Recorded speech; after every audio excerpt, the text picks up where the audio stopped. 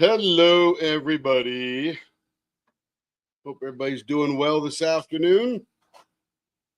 I was walking around the kitchen this afternoon when I stopped turning here about 45 minutes ago, and I couldn't remember if it was Saturday or Sunday. I was like, oh my goodness, what day is today? Oh, it's Sunday. My goodness. I lose my brain here turning these things. Never ends. But anyway, Cindy Bennett was in early, and Joe was right in behind her. You guys been here for a while. I imagine you ate all the snacks at this point. Well, it's still Sunday. So how's your Sunday been so far? How are you? How's your Sunday? Hi, Joe. It's good. How's yours been? Drove back from Oklahoma for 3.5 hours, so a bit tiring. Yeah, I've done that drive a couple of times. A little bit different than you did. You probably went through Wichita Falls, didn't you? And then over to Dallas, I imagine. Yeah, the wind was blowing hard. I tried to fly my drone this morning at Leather, and man, it did not go well. It did not. Temps are dropping. It was 75 here today. I couldn't believe it. It's only going to be in the 50s tonight, so that's pretty cool. So you guys were here for a bit chatting amongst yourselves. Let's see. Cindy's hubby had to drive our truck with no air for 2 summers when we lived in Phoenix. That cannot be fun. My goodness. And on the worst street at the time, we had to sit at lights for up to a half hour because of train. Oh my goodness. You'd just be cooking in your car. Hello, Stacy Hardy. So we got a threesome here. We got Cindy, Joe, and Stacy, and then we got Stacy I. Hello, Stacy Intersagen. Hopefully everything is going well. Let's see, Joe and Stacy, and we got Will in the house. Carrie's dropping in from Arkansas. Troy, always a pleasure to see you again. Troy is the only person that has ever drawn out exactly what he wanted, and I had to figure out what that meant and how to adjust it to the blank. That was really cool. Denise is driving, going home, or no, you work today? Yeah, I guess the gun shop might have been open today. Hello, John and Don. Welcome in. Hope you're doing well on this Sunday. Talk away, Joe. Talk away. That's what this is all for here. All right. So, been turning all day, making a mess, having a good time. Hopefully, we'll get some videos out over the next couple of days of all this excitement. I've had been here by myself, so I got to feed myself, do my own laundry, and what else do I have to do by myself? Pretty much everything else. Had to sleep by myself, had to get up by myself. You know how that goes. Carrie's having a good time over in Arkansas. She just got done making a broccoli quiche, sent me a photo of it to essentially torture me. So that was good. And someone mentioned pineapple with cottage cheese last night, and it had been 35 or 40 years since I had pineapple with cottage cheese. I forgot how awesome that is. So I just had some again. I passed up the blueberries, went for the rest of the pineapple. Fresh pineapple cut from the store kind of deal. Absolutely delicious. Hello, Sarah. How are you this evening? Hope you're doing well. All right, we got a quorum here. I guess it's time to get busy. Yeah, pineapple and cottage cheese, isn't it? I did a little redesign of a box today. I'll show you on screen here. Let me move it out of the way. Essentially, what I did was take 12 holes and reduce it to 6 and made them larger so that all my CA glue containers and my little squirty CA activator fit down in there. So now I've got 1.5-inch holes and 6. And I just thought while I was messing around on a break here that I probably don't need this level down here, possibly for the main one as well. You guys have to tell me how in practice that little organizer, because all it is more holes to keep something steady.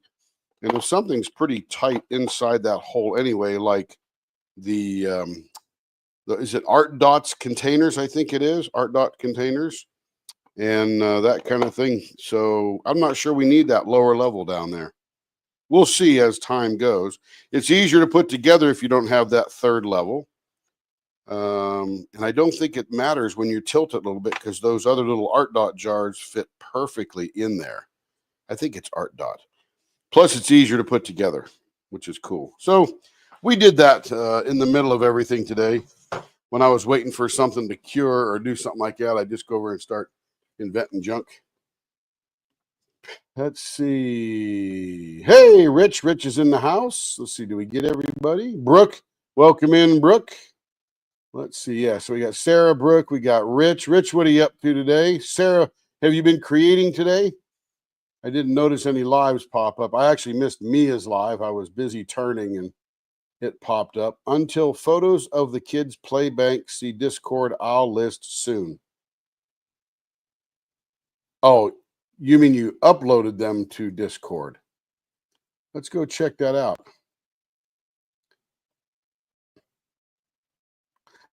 I thought that was just a silly thing. People are asking about the, oh, hey, Joe's in the shop. Let me put Joe in the shop there. There we go. Hey, Joe.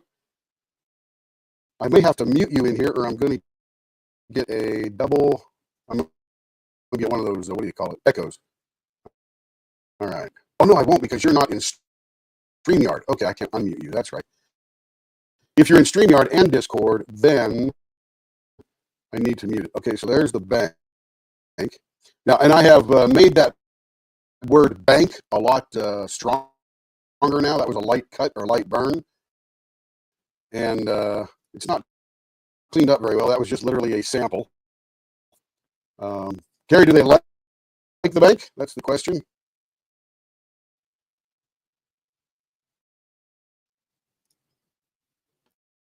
That's okay, Tracy. No big deal. Hey, Michelle. Hey, Tim. Last week you said my premiere was coming up. You did not miss it. I've just got so many videos. I haven't got them edited. I just been me for the last couple of days, and I've been going crazy, quite frankly, getting ready for the 24-hour live. So I'm trying to get ahead so we can really get a lot done that day. So you did not miss it. I just got to record them, or I got to edit them and get them up. I did put one up today because I edited that one last night after the live, and then I said, okay, I'll put it up in the day and that kind of thing. Let's see, Michelle, Rich, miss anybody? Let's see, Cindy, Stacy, Michelle. Audio is cutting in and out. I don't know why. I'm standing still. Hopefully it's all right. Stacy, Rich. Yeah, you bet, Rich. You bet.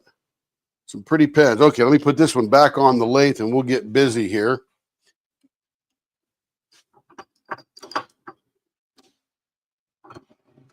I used to take the square ones and I would round a lot of them at one time. And I've stopped doing that for some reason. Don't remember why. Did that today. I spent about an hour and a half at the beginning of my day today just rounding blanks. And then I just tore through a bunch of them. So that was a lot of fun. All right, so let's get rolling here. We got this up at hyper speed so we can round it. Blower is on. Let me turn the TV on so I can see the comments if there are any. Oop, got to put my paintbrush back in my water bucket here. I use a little paintbrush to spread glue. And I've used the same paintbrush for 2 years, and I just keep it in a little bottle of water so that the glue does not dry on the right here. My paintbrush in there. I just put a little water in the bottom of a Great Value drinking water thing, and it just keeps the bottom of the brush all wet. Put the lid on it. When I have to take it out, I just squeeze it down like that, grab the brush and go. And it fits in there perfectly. Just for spreading glue on little wooden projects. All right, let's get to rounding here. Let me get this up on screen. Hello, hello. Here we go. Yeah, it is Sparkling Sunday. I should have known what day it was. Okay, here we go. Hey, Tracy, welcome in. Sorry, I was having technical difficulties with this computer. I got to turn down my TV or I'm going to echo myself.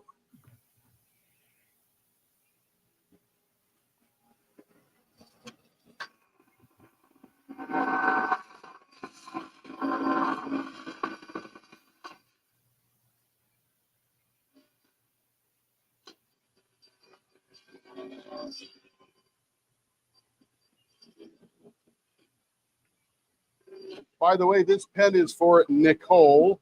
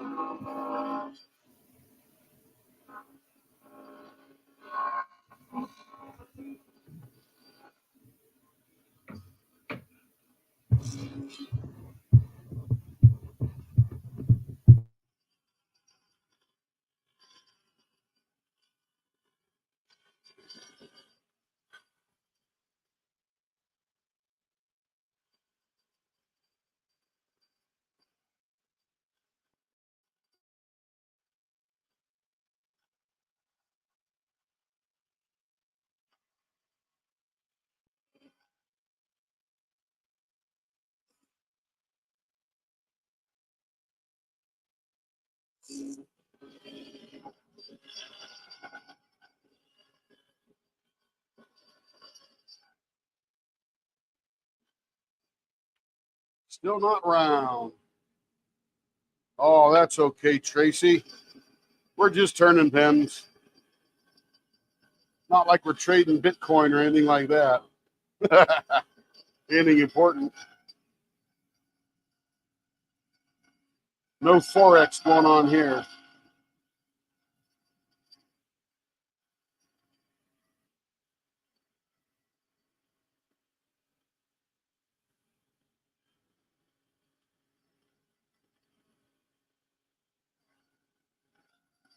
You would think after all that turning, it would be round.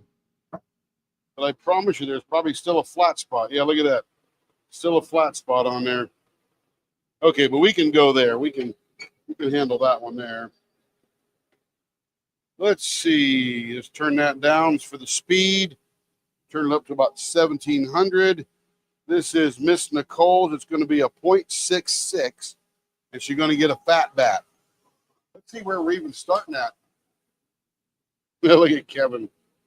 So we're starting out at a 0.83, pretty much on either end, and we got to get down to a 0.66, which is right down there. So we're going to get, instead of a fat bat, we're going to get a fat elephant foot.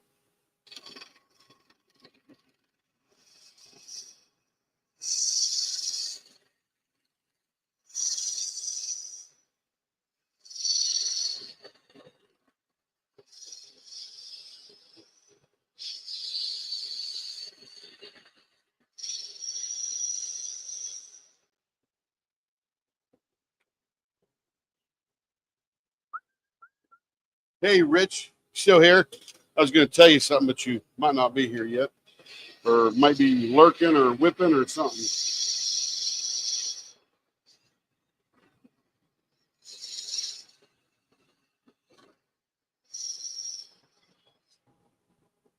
Key slice in Discord. Oh, yum.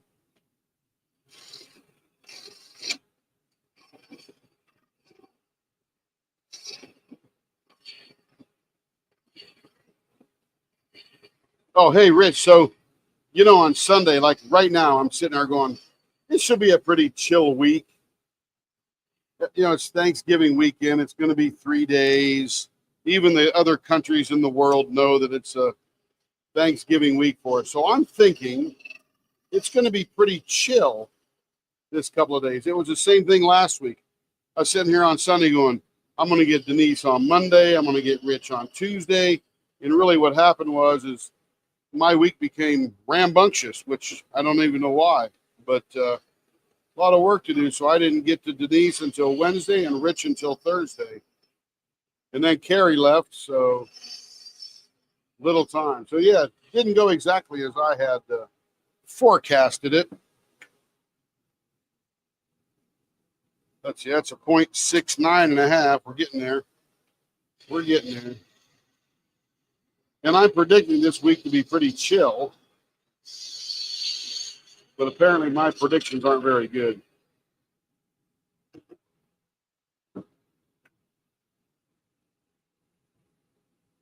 Oh, I thought I didn't go in there at all. Okay, let's go some more here.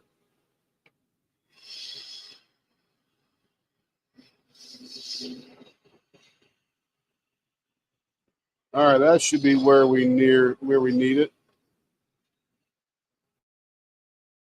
Shipped out because I get it, going through a conversion at work, and it's crazy at a bad time of the year. No kidding, right?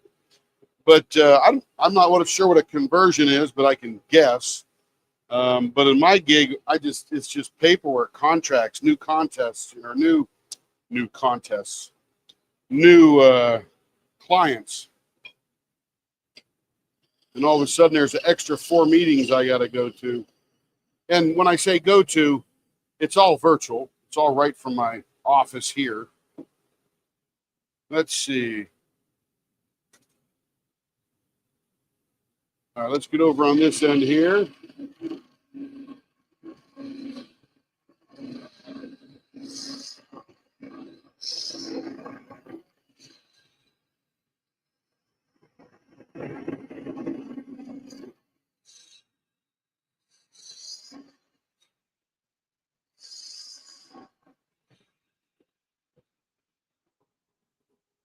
You just jinx it. I'm actually talking about it now, Stacy. You'll be afraid of me when the week gets here tomorrow.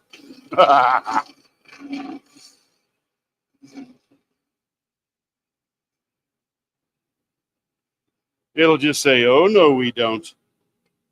Tim thought it was good last week. He was wrong. Now he thinks it's going to be crazy, and he'll be wrong again. That's what I'm expecting. I'm expecting it to be crazy. Most of the meetings with my are on Thursday and Friday.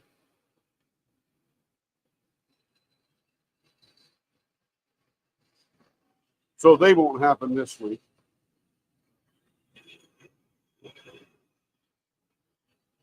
Then I got a trip to Vegas December 8th through the 12th. I'm going to take Carrie with me on that one.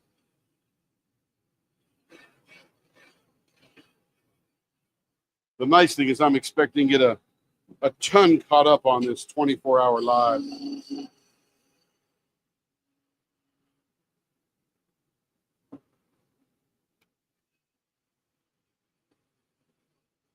I can use, okay, that little flat spot is gone. This little flat spot will continue through to the end, but it's pretty good now. You can see it's right there, just a hair. So I got to trim that out just a hair.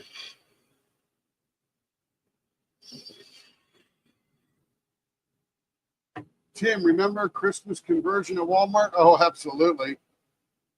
Mine was nearly done before we went home for Christmas Eve. I mean, everything's pretty much sold out. We just moved all that stuff to a clearance rack and set up. Well, what did we set up next? Oh, it was the event, getting ready for the Super Bowl and New Year's Eve. Yes, Michelle. Yeah. All right, let's get this flat spot worked out of the rest of this pen here.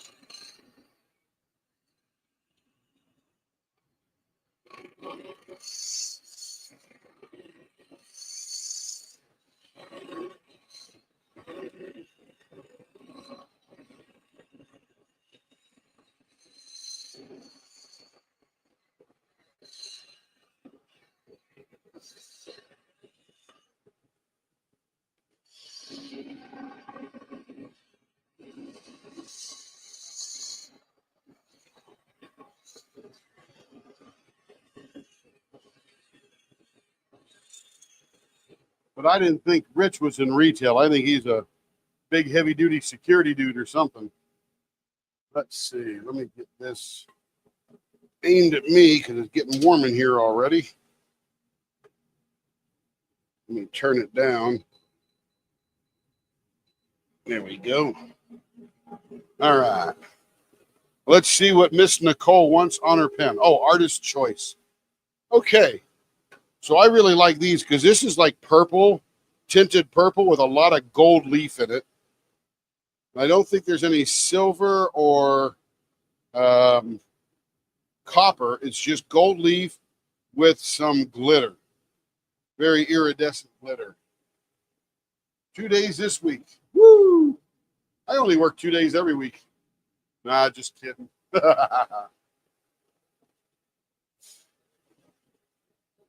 All right, let's see. What are we going to do here? So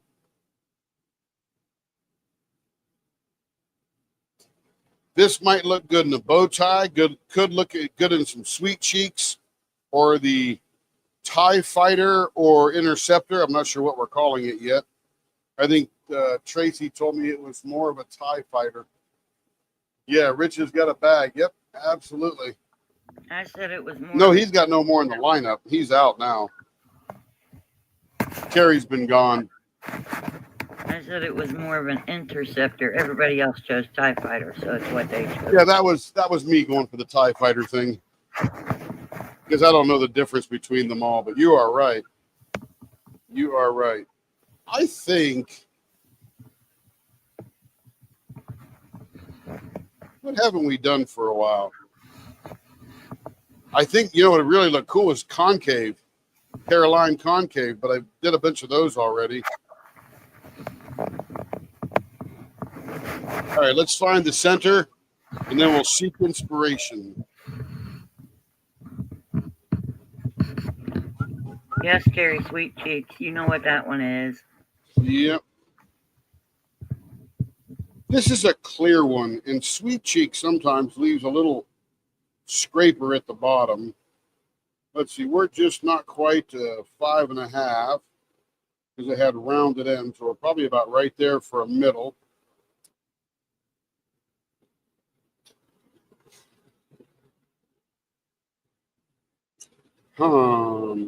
Troy said use one of his drawings. Yeah, I still got them sitting over there. Troy, one of your drawings was the inspiration for the Interceptor. I think we're going to do the Interceptor. We're going to do the Interceptor. So we're going to bring that out to about, we'll call it about 11/16 out from the center. Is that right?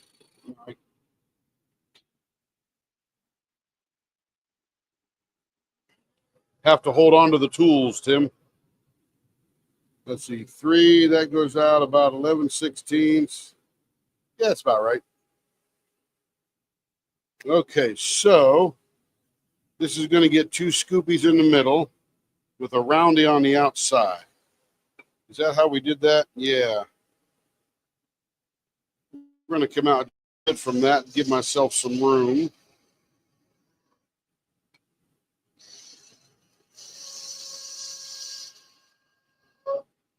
Yeah, I was looking at Troy's drawing over on the bench here one day, and I'm going, I'm going to use that little pointy thing again. I'm not sure what the technical term for that is, Troy, but you'll see it when I do this one. You go, oh, yeah, it's this thing here. Well, we're glad you're here tonight. Glad you're here tonight, Stacy.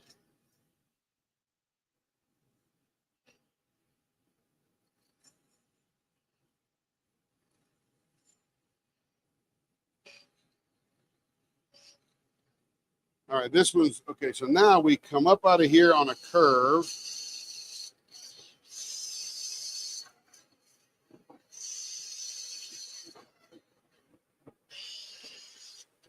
This one's like a multi-part thing. It's not done with one tool. It just sort of goes back and forth. There we go. Now we're going to come down both sides of this line here. We're going to make a little point.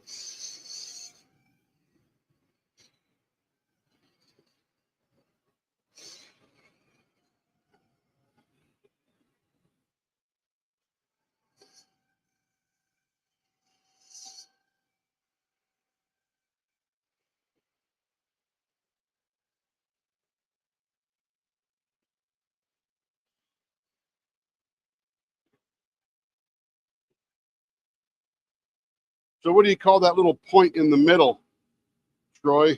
I mean, yeah, Troy.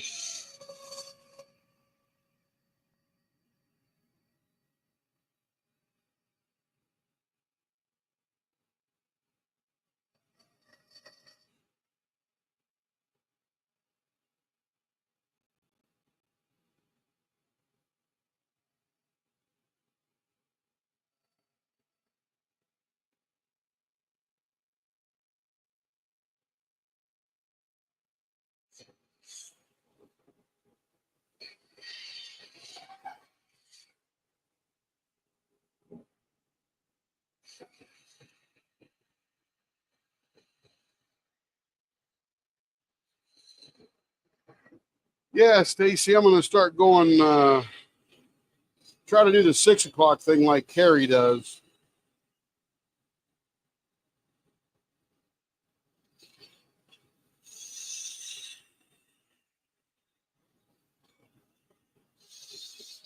And on some nights, it may even get me out a little earlier, which is always good for my sleep cycle.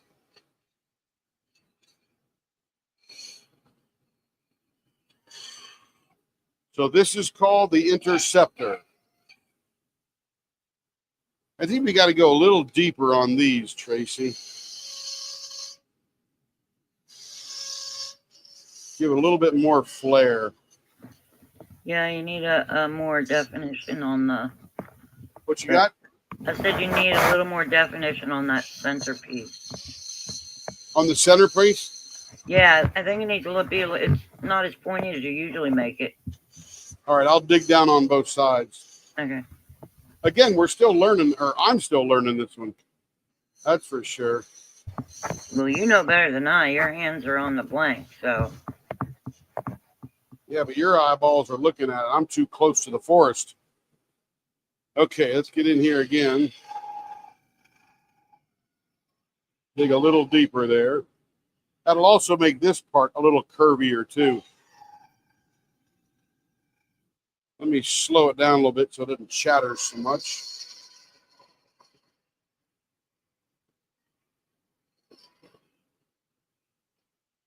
How's that look?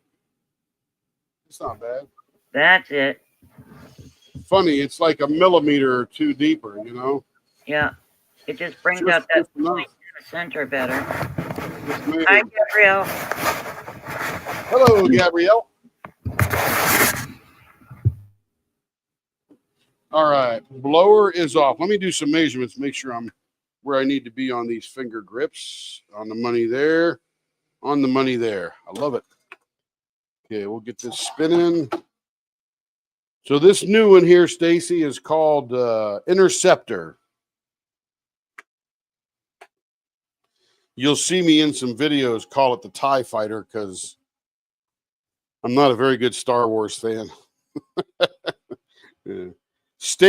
Tracy and others certainly are. Now, let me get my towel refolded. You can only go on and off the lace so many times. After a while, it just gets all disheveled. Nicole is here. She says hi. Hello, Nicole. This happens to be yours. And it's just about ready to get freaking gorgeous because there's all this golden stuff in there.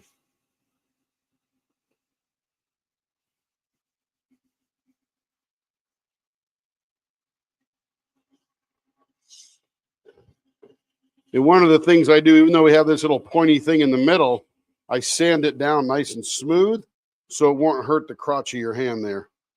Go ahead, Sarah. Say it.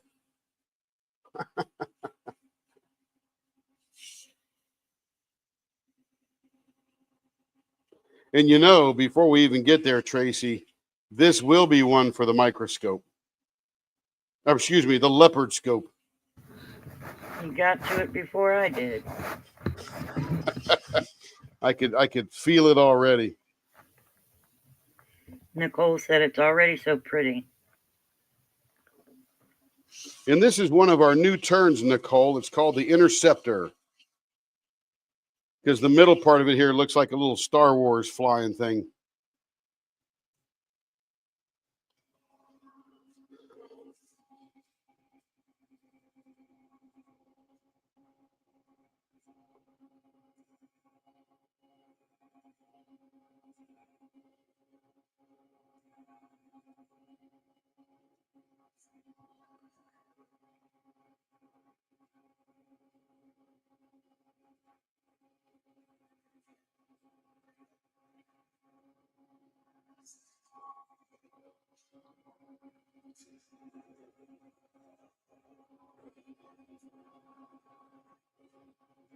I did fly my drone this morning at Leather, and it was very windy. It was 18-mile-an-hour winds gusting to 35. And I only took it up about 25 feet so we could see the top of his building. And then we brought it back down, made it do circles, and then landed it. But man alive. And it even says the most you should fly this in is an 8-mile-an-hour wind. And I thought I did pretty good. I exceeded the tote capacity. How embarrassing. No, you were in the, what do you call it? The franchise player bucket, as you kept sending them in and all that kind of stuff. So I think our limit is 7. So when we get to 7, we take it out of the regular turning bucket and we do it in the franchise or premier bucket. That way I can get to them quicker, because you've got a number of different orders in yours instead of just one. Or maybe not yours, but a lot of people do. They'll have 3 or 4 orders in their premier bucket or premier pouch.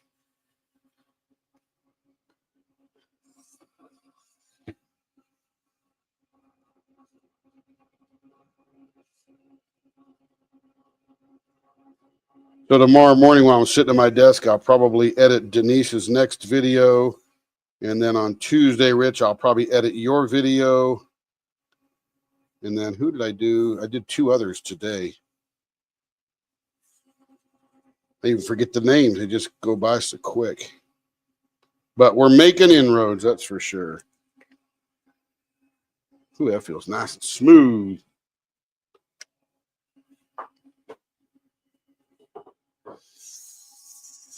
And you know, it's funny. I've been going to the chiropractor for my knee. Of course, he always likes to pop my neck and all that stuff and play with my back. But the knee is really the reason I went back there with Carrie. And the other morning, I got up out of bed and my knee popped. And it popped like you crack your knuckles. And it hadn't felt that good in weeks. I don't know what the heck. And the chiropractor made it feel great. But man, all of a sudden it was like perfect again.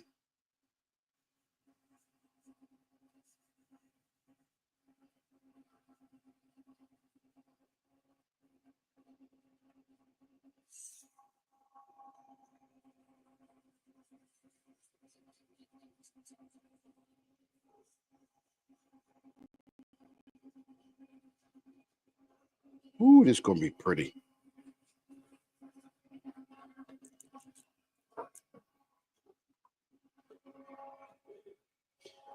It doesn't look that great on my screen because I'm feeding it out through one computer and my screen is hooked up to the Apple TV, which is Wi-Fi.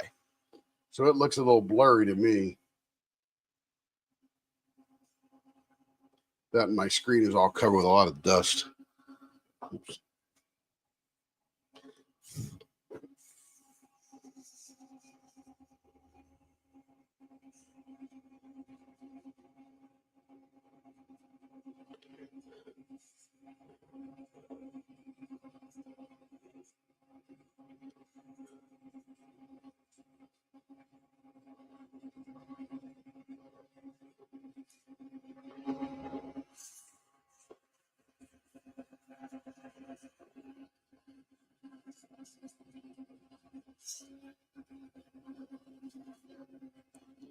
All right.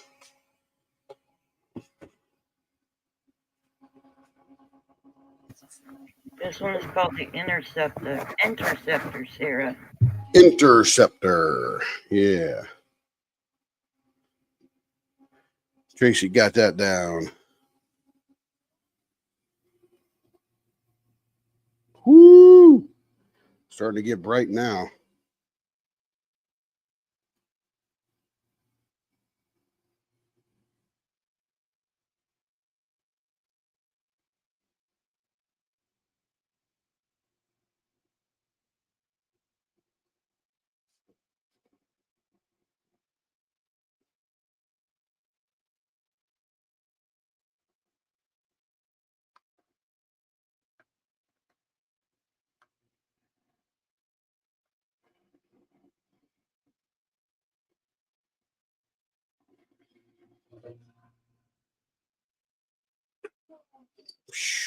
Ah, yes.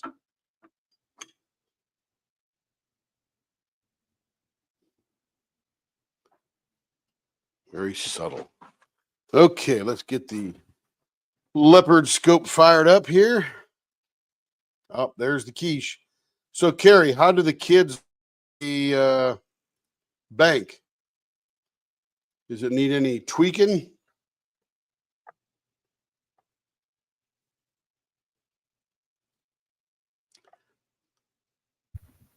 Oh my goodness.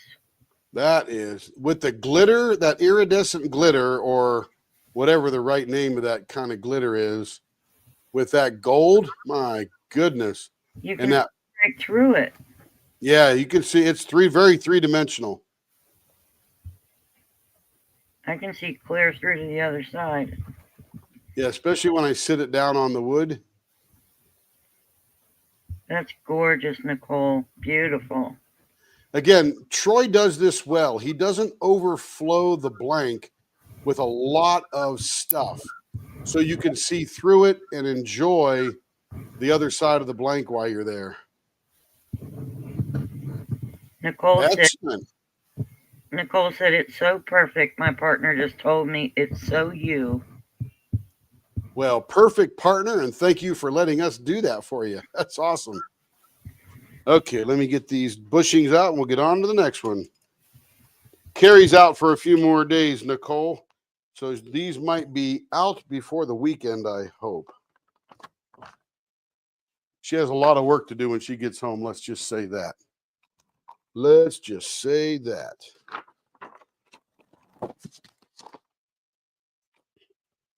All right, let's see.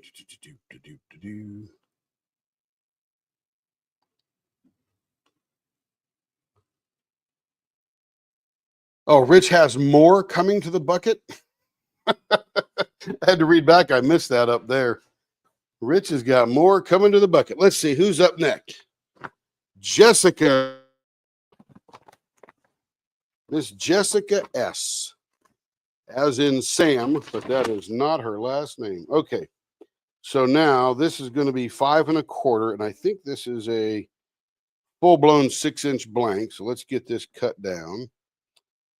I think we're going to cut off this end here. She wants it 5 1/4. This is going to get the drill ends, the screw-in threads, which I just got another shipment from Miss Ivy. And by the way, Carrie, contact Ivy. She wants to be on the live as well. Carrie or Tracy, whoever's doing that.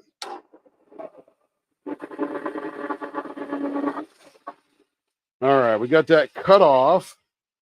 Let's get it drilled.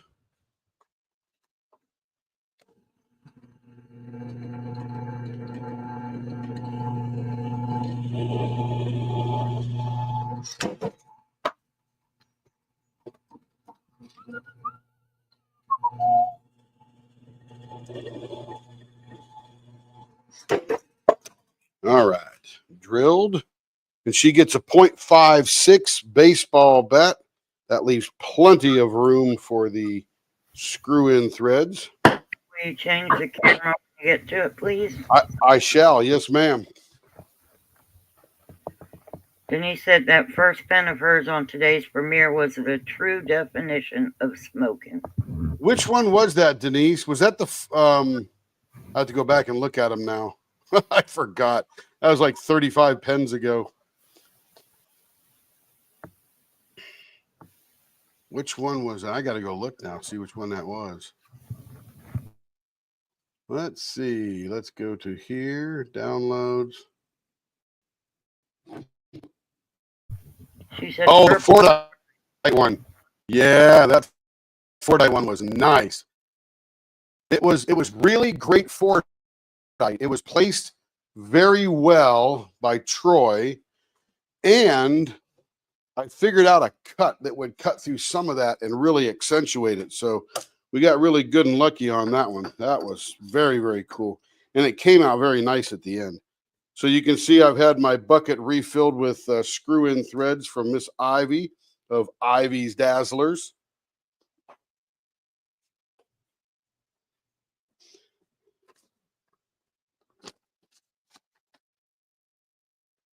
And the cool thing is your second bag, Denise, was all, except one wood one, was all resin one. So I rounded them all at once and turned them all at once. I'm like, it was a joy because it just flew right by.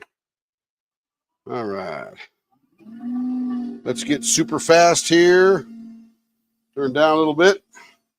Blower on. Yeah, and the one Denise is talking about is in the premiere that I put up this morning.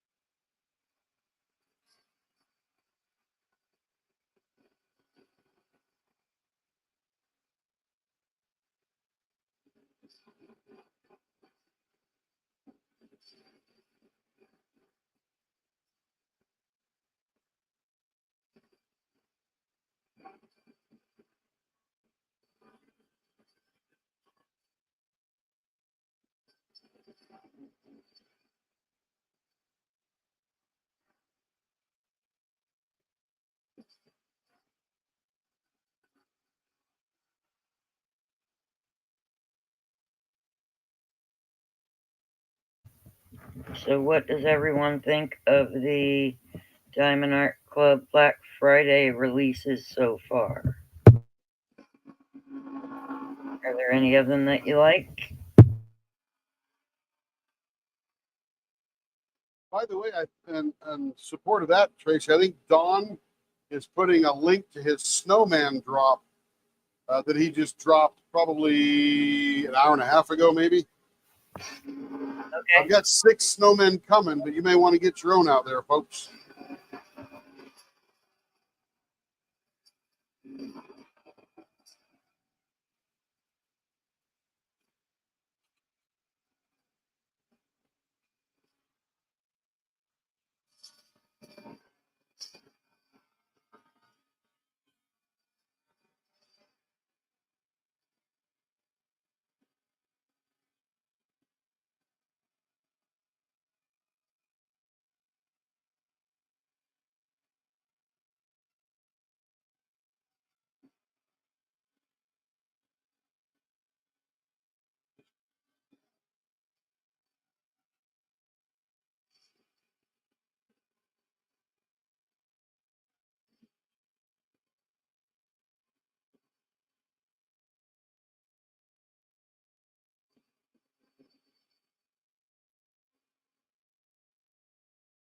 All right, that feels pretty good.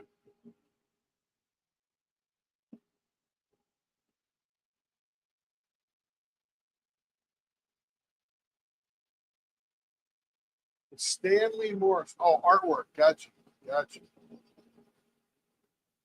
Okay, let's slow this down. Let's get rid of a bunch of this. This is all static electricity stuff. It's all this plastic. Isn't that weird? Resin doesn't do it, but plastic does.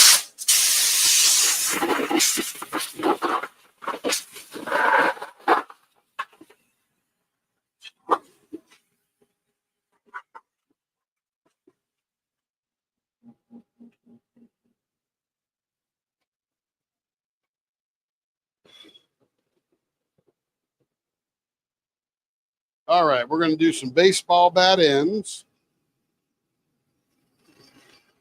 0.56.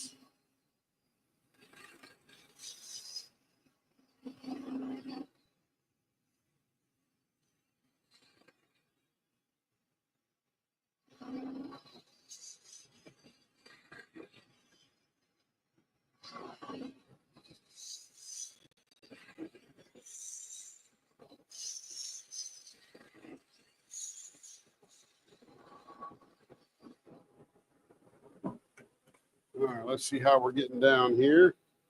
We're down to about a 0.64. Got a ways to go.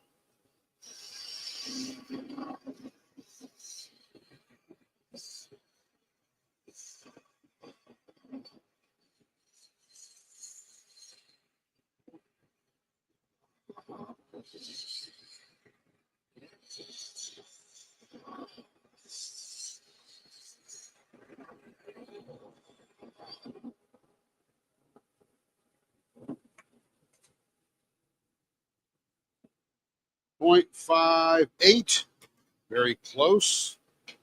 We're not going to take too much more off there because we'll fine cut that with the super Sharpie. All right, let's get a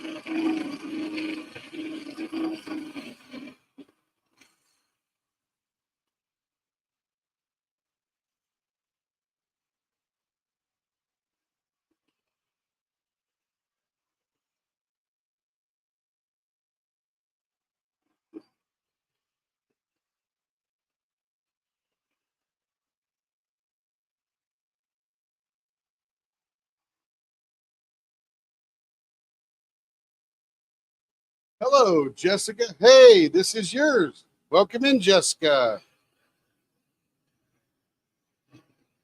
Did they send out the watchdogs for you? Get you on in here?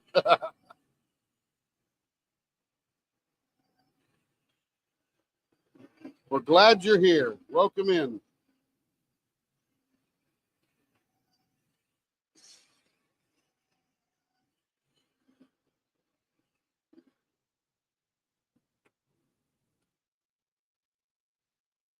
.57, 0.58.5. Got a little bit more to go on this one here.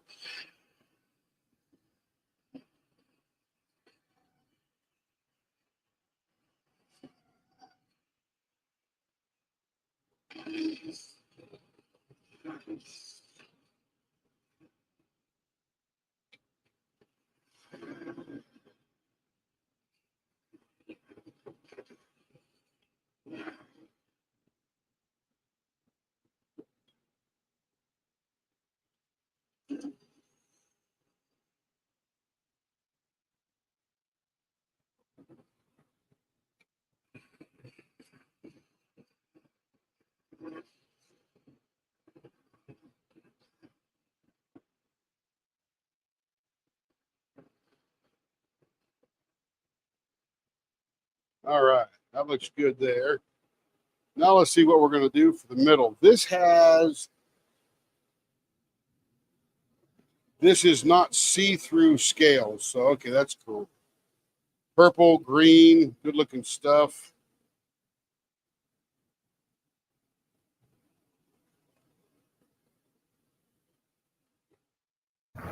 What are you thinking? You know, we always do the gumballs on this one here. And I'm always wondering how something else looks. His gumballs looks amazing on here because of the scales. But how about Sweet Cheeks? Think Sweet Cheeks look good on this one? I think it would. How about that Ballaster one? Oh, even better. Yep. That's How did we do that one? Was that one with the cherry in the middle and the two things going out? It is indeed. Ah, that sounds pretty cool. That will be nifty.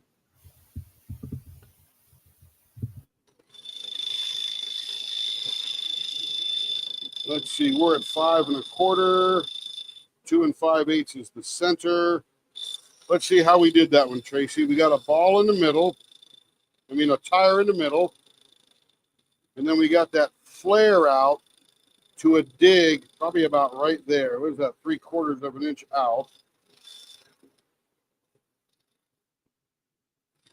That's what it was, right? It was that thing out, and then it dug into the rest of it on the end. Yeah. Cool.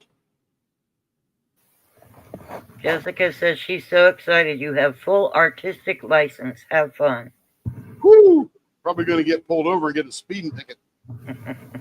Can I see your artistic license, please?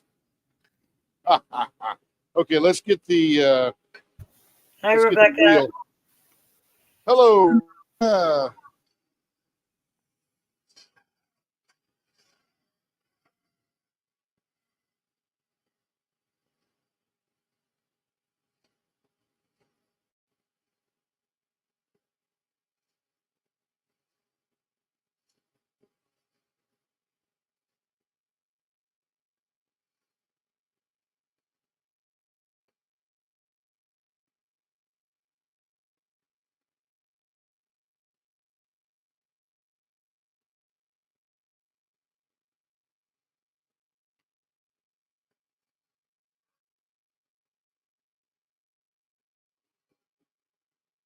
all right, there's our tire.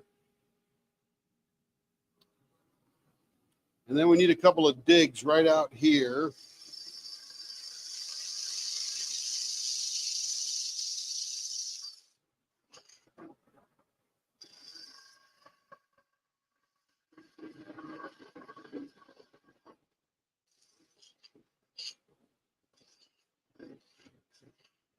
All right, that's the beginning of it.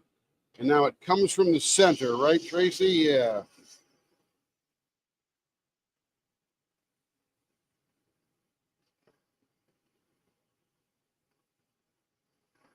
A little steeper than a flying tire.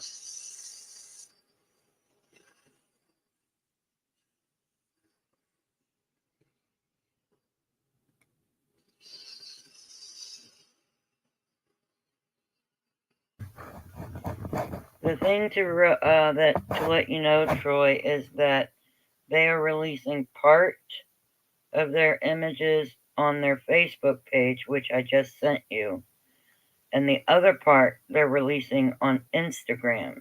So you'll need to go to Instagram and add and follow them to see those.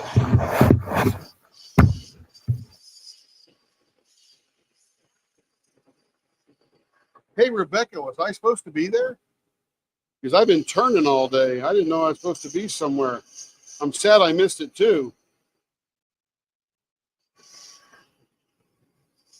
But I didn't have my assistant to keep me abreast of what's happening in the diamond painting community. Like a lone man on an island here.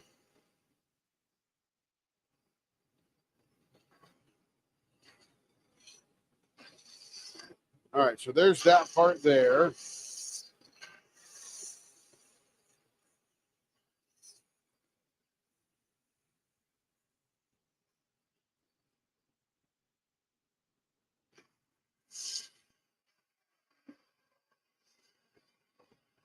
Hey, Tracy, maybe this one should be called TIE Fighter. Or have I got that completely wrong again? No, that one's rounded. You're right. That's much more what a TIE fighter looks like right there. Yeah, it just popped into my head. It looks more like a TIE fighter than a ballister.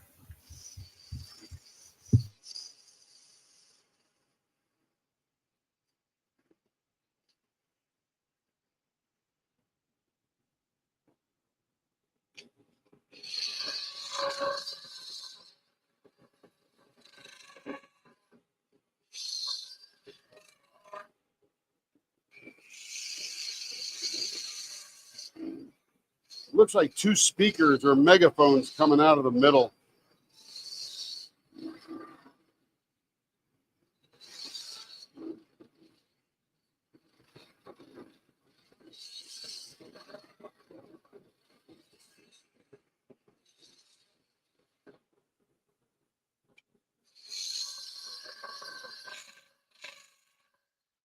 I like that one. That's pretty cool.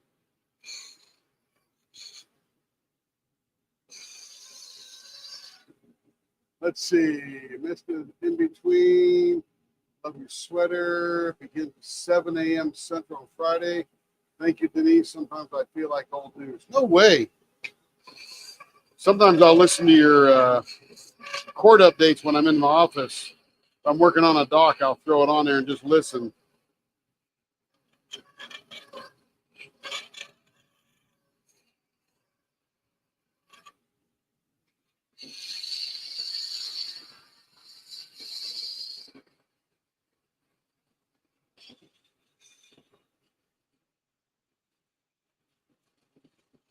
And since I'm not an attorney, I always learn stuff about the process.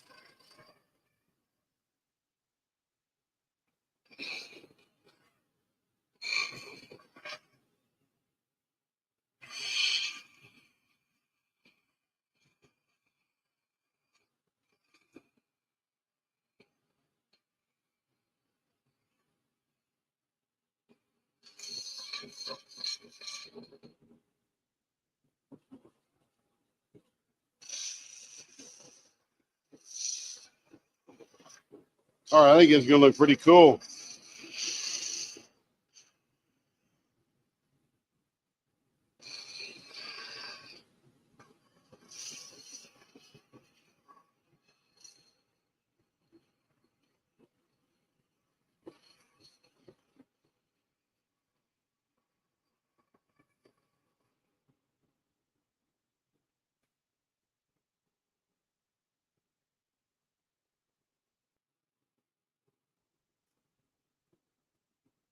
All right, let me do one last measurement on the finger holds.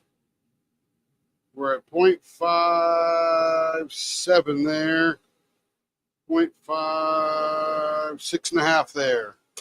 All right, tiny bit of trimming to do with our Mega Sharpie.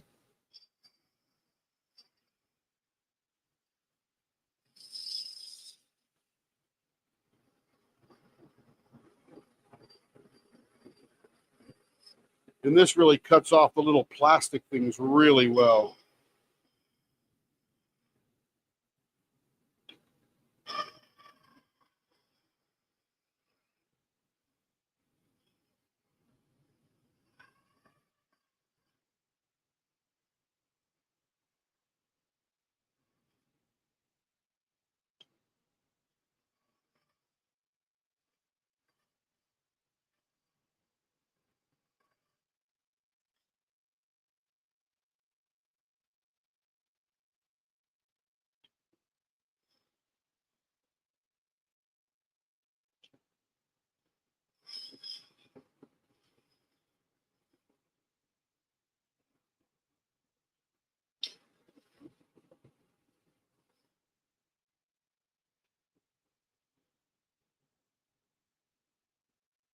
All right, feeling good. Blower is off. Diaper is in place. Carrie asked me today, she says, hey, Tim. And she never calls me Tim, right, in a text. Hey, Tim, are we having a Black Friday sale? And I said, I don't know. Why'd you call me Tim? Guess that's because my name. But I have no idea. That is Carrie's department. She goes, oh, okay, I'll do some stuff. I said, good.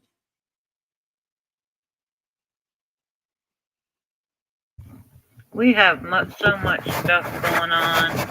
You'd be lucky to get a 10 turned in between. Oh, man, I'm telling you. That's what scares me. I'm here to turn pens. No, you're not. What? What?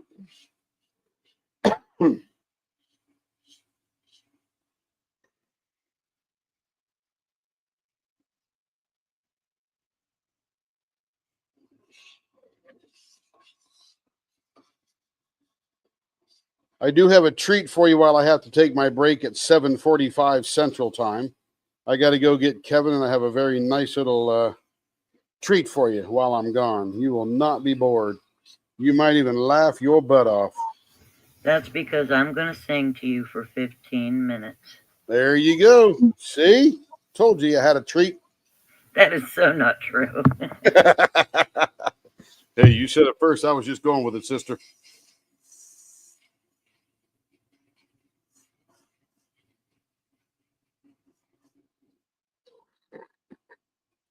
Feeling good. That looks good on that blank. It does look great. Look at that. Look That at is that. Yeah, it does. Woo, that's going to be good when we're done. Okay, we're not done yet, though. Got a little more finishing to do. I got to refill my water bottle here. Get a little low. Then I have to go refill my refill water bottles. Hi, Shelly. No, that does not mean the duck is making an appearance. Who is that? Shelley wanted The to know if duck. the duck was making an appearance. What's the duck? It was when I scared the bejeebers out of a couple of people when we were up at 1 and 2 o'clock on the morning on Carrie's Wild Wednesday, and I came on and quacked like a duck and disappeared, and they had no idea where it was coming from. And what made it worse was they couldn't figure out where the duck in the StreamYard duck was coming from that was above on top of the screen. So when I went on and quacked, it really freaked them out. They thought the duck was watching. That's funny. That's funny. Oh, is that Wild Wednesday went until like 1 in the morning our time? Yes. Oh my goodness. It was 2 a.m. here, and I was tired. I'm not sure when Carrie went to bed, but I remember I got up the next morning and I looked at the live. I go, gee, I wonder how long it went. 7 hours. What the heck were they doing? Having fun, I guess. Or you wouldn't have stayed that long. I believe he is calling this the TIE Fighter, Gabrielle. Is that correct, Tim? Yeah, what was the difference between this and the Ballister, though? Do you remember, Tracy? I'm trying to think.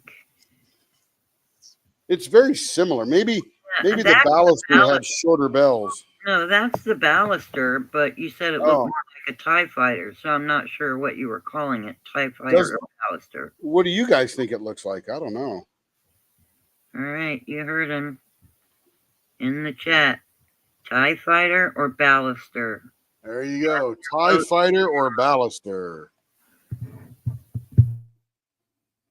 It looks cool no matter what you call it. I like it a lot now.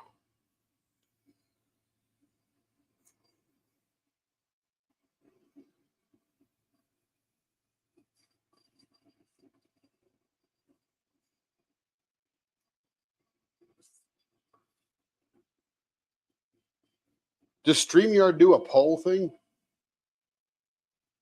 I think it might. Let me see if I can find one.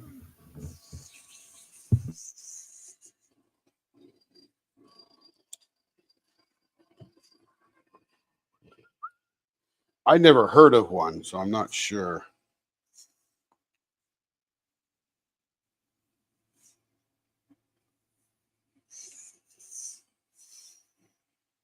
And then after the live tonight, I'll drill into the end of these and insert her screw-in threads. Stacy Hardy said, I'm down for all Star Wars names. That's good. Troy says TIE Fighter. Oh, that's what. So you probably have to share a screen or something in some other. Yeah, do a poll like on Facebook or something. Yeah, we'll do an informal poll in the chat. Right now we got 2 for Star Wars. Thank you, Rebecca. That made my search a lot easier.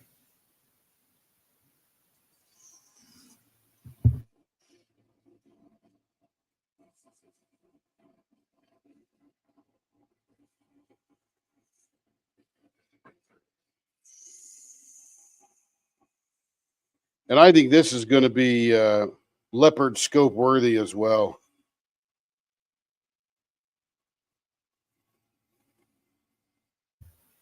So far, we have 2 TIE Fighter votes, and nobody else has said anything. Okay. Well, wait a minute. Might be lurking.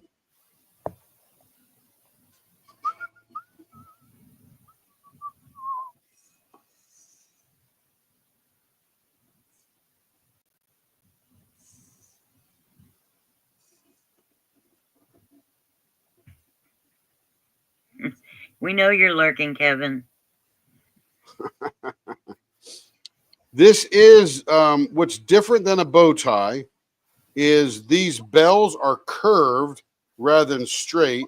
And then this is much rounder where the executive bow tie would have a smaller knot in the middle. Or it could have that tuxedo bow tie or no knot in the middle at all. But it's Similar, but more flairish, I guess. Plus, you have the two other digs in the bow tie, don't you? Or no? Well, you would have the digs here for the either side of the bow tie, Right. like that, but this would be flat, and this would be a lot smaller. Yeah, it looks more. It is similar for sure. I mean, you could call this the clown bow tie. I think TIE Fighter sounds much better. Tim's over there making clowns. I'll get the text from Carrie. Hey, Tim.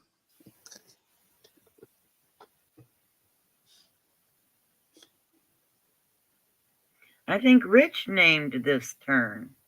Did he? I think so. The baluster, you mean? I'm pretty sure he named the baluster. Oh. Baluster. I think that's where that name came from. I seem to think the baluster had smaller cones, like they were in more. We may have to try that just to see what the difference is.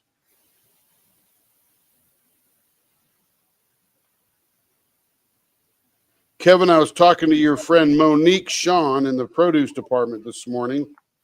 Very smart girl, very nice girl, too. I walked in there. I was going to get some more cottage cheese because I ate it all last night. And this girl's stacking apples in the produce section. And she goes, "Hey, what's up?" And she said it as though she knew me, but I never knew this girl ever. And she didn't know who I was. And I said, "Looks like apples are up." She goes, "You want some?" And I said, "Well, my favorite apple is the opal apple." And then we started talking about basketball. And it's like, it just kept going all over the place. Very engaging young lady. Very fun. There. Oh, that looks so cool. Great color on that, too.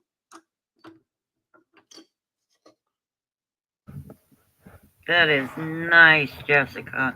Really nice. It's cool. Here we go. Leopard scope. I like that name. I do too. Leopard scope.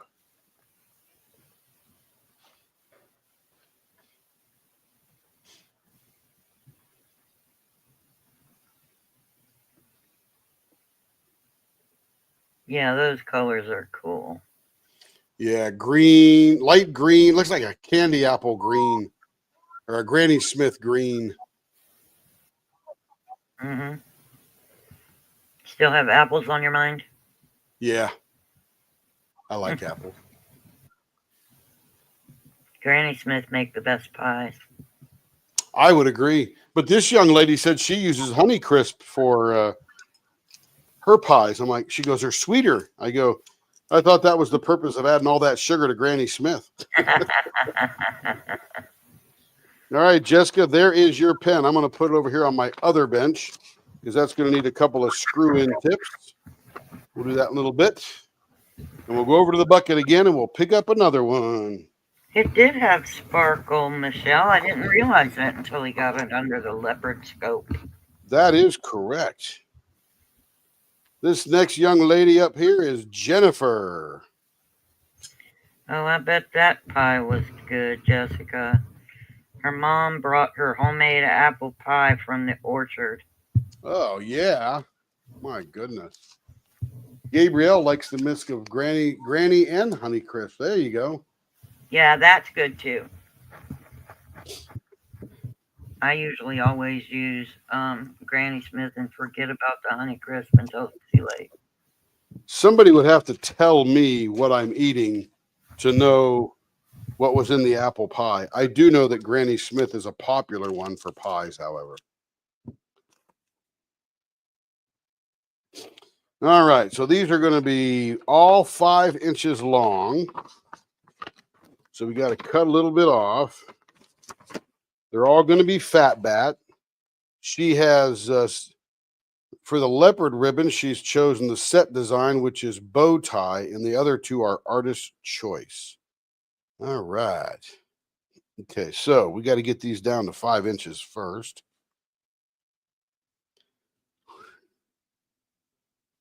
Ooh, that's going to be an ugly end right there. My goodness. Ooh, it's going to be tough. This one coming up is going to be a challenge. How about if I cut the other end off? How's that look? Doesn't matter. It's still on that end.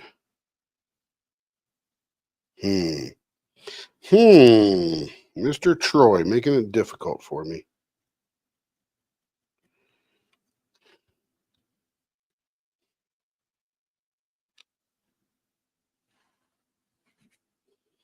All right, so I'll cut that one off. Then we got to cut this one off. Doesn't matter which end for this one.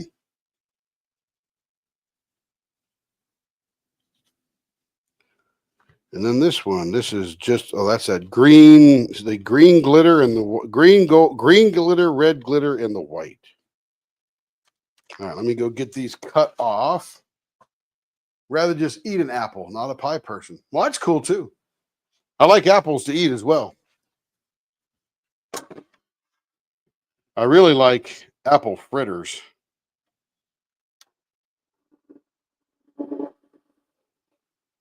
Welcome in, Shelley.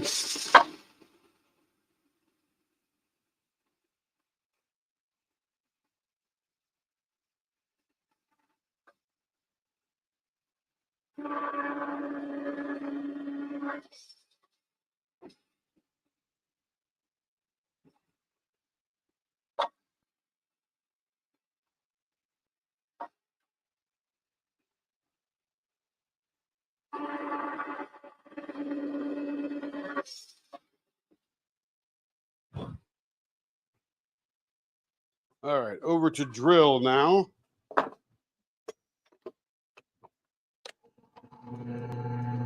And then I'll show you this Troy blank here.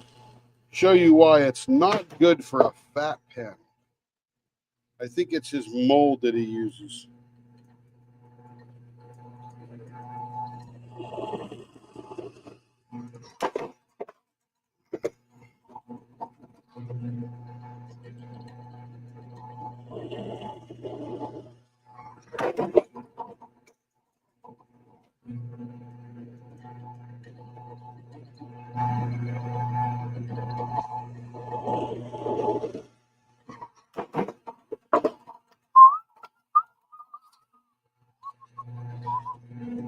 We'll probably get one of these done, maybe 1.5. Then I'll have to go get Kevin. Then we'll be back for some more entertainment.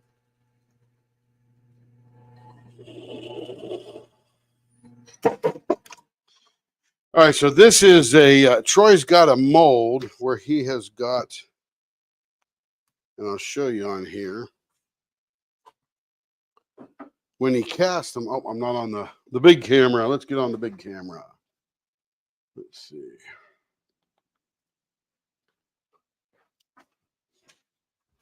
See you, Stacy. Have a good evening. So this is a Troy blank, and you can see it's taller than it is wide. So if you're looking at one of these and you want to make a blank out of it, it is only 0.87 wide, but it is nearly an inch tall. So if you were doing a blank, you have to go off, or doing a pen, you have to go off this. And then the biggest that you would have your pen is 0.87. If that hole is perfectly in the middle. If it's off a millimeter, you're going to lose a little bit because you can only go from the center of the hole to the outside of the pen type of thing. That one's actually pretty much in the center there. But you're essentially, that's the fattest you could have your pen is 0.87, which means if you're going to do a finger grip, you're probably down in at 0.6 for your elephant foot, down into the 0.5 to get a decent baseball bat. So you have to look at these, and when we turn them, it takes longer to round them up because I have to get rid of all this on the top of the bottom before we finally get to the sides. Thank you, Kevin. All right, let me get some bushings in these guys. And I'll show you why I showed you that. This is one of the blanks that I make in my 5 1/4. So it is 1 inch by 1 1/16 almost. So when I've got drill in the middle, I've got a whole 1/2 inch to get there. So if you need like Denise loves a 0.68, And there's a 0.68 right there. So she gets a really nice plate out of this particular blank that's nice and large. If you got a smaller than that, doesn't matter. I can deal with that as well. It just gets smaller, but get bigger plates. Now Tracy loves a large plate as well. So when she's down in there in the old 0.58 round for her finger grip, she's got a really nice plate going around there. It's a beautiful thing. So that's why I show you the size of those blanks, just to meet your expectations. By the way, Troy. I'm sorry. Go ahead. It's hard to find 1-inch blanks though. It is. Does 7/8. I don't know where, other than you guys, where to get a 1-inch blank. Well, you know what's funny is I use the exact same molds. Here, I'll be down on the floor here for a second. Get that. I dropped the blank. I use the exact same mold that Cocoon Blanks uses, but they cut theirs off to probably 7/8, I would imagine, maybe even 3/4, because they want to present a nice square, pretty blank to their customer. That's why they do that. I'm not selling them at a gun show or a knife show or anything like that, so I'm not terribly concerned with what that looks like. So I leave mine fat. And I'll show you why they cut theirs off. And this happens in Troy's as well, but every blank on the end, you end up with this shrinkage. Unless you spend a lot of money heating your blanks and using metal blanks and stuff like that. So you can see, let me get rid of this. See, I just got rid of that there. So you can see how rounded this is on the end. So nobody really wants to present that to their customer, so they cut it off. That makes the blank smaller. And that's why they do that. So they can have a perfectly square blank. Because when you see a Cocoon blank, it's perfectly square. It's not rounded on the end. I tell Troy, I want as much as I can, so don't cut them down for me. Leave them as big as you possibly can. So those are the quandaries of blank making. Let me get this. Got to blow this off here.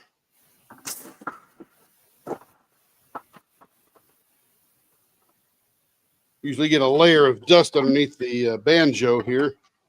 There, it moves much better now. All right. Let's round this baby up. Blower on. Warp factor 3 or 9 or something.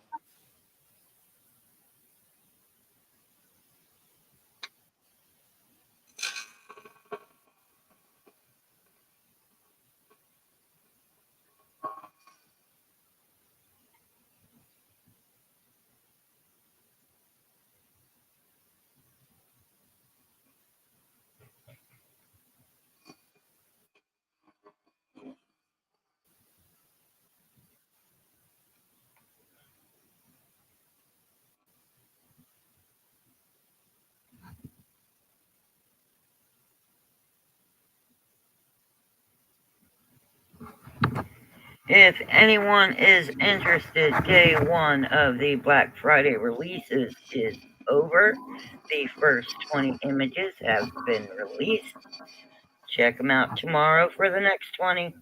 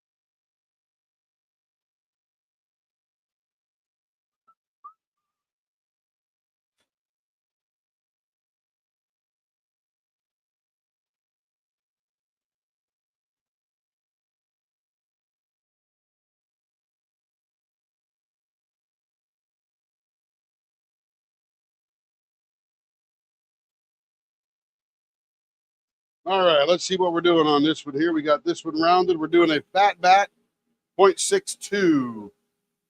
Fat bat 0.62. Let's see where we're starting off here.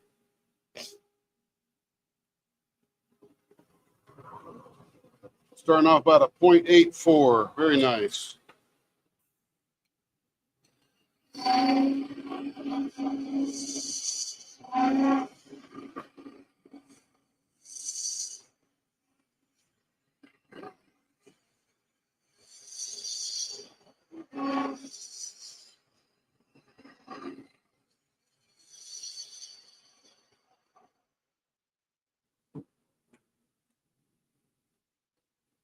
.69.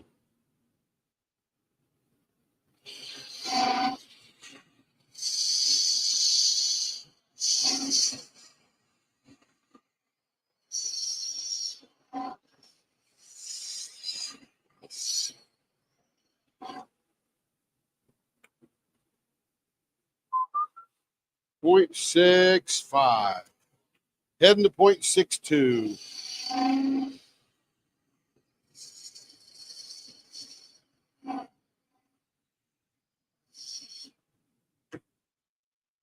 Well, Jessica may have left, but I hope she liked her pen.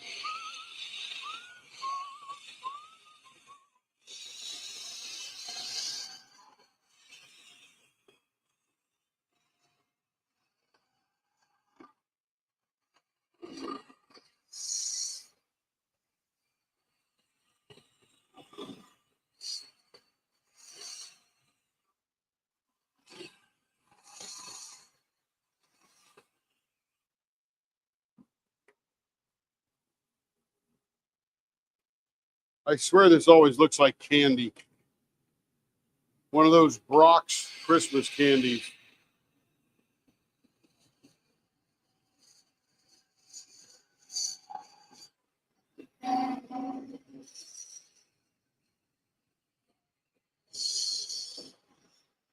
You know, Tracy, it's hard to find Brock's candy anymore. What happened to them? Sometimes you can find it. I know, like Giant has a Christmas candy. I don't know what you call it. Not a kiosk type thing, but where you can, grab different kinds and put in a bag and you weigh them on the scale, kind of thing. Yeah, but And those I are haven't called seen fruit it. biscuits. That's what we call them. I used to love those Brock's orange slices. Oh yeah, you can get those anywhere. Even Walmart has those. Man, I can't find them around here. Oh, Even Walmart. really? Even my Walmart stopped carrying them when I was there 5.5 years ago before I left. Well, maybe We had them at Christmas, but we didn't have them all year round. maybe we haven't caught up with the times. Now at Christmas time, you get the big containers of them. Correct. But they have the smaller packages year round. I even go into CVS. They only have the CVS brand, and they're gross. Or the Walgreens brand. Troy said since he got his 2 pens from you, he hasn't used any other one. Nice. Glad to hear that.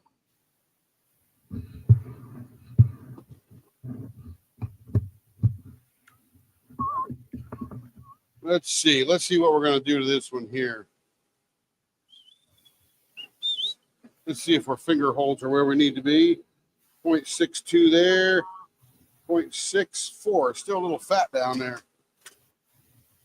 Let me make sure I'm reading that right, because it looks like the other end. Yeah, 0.64.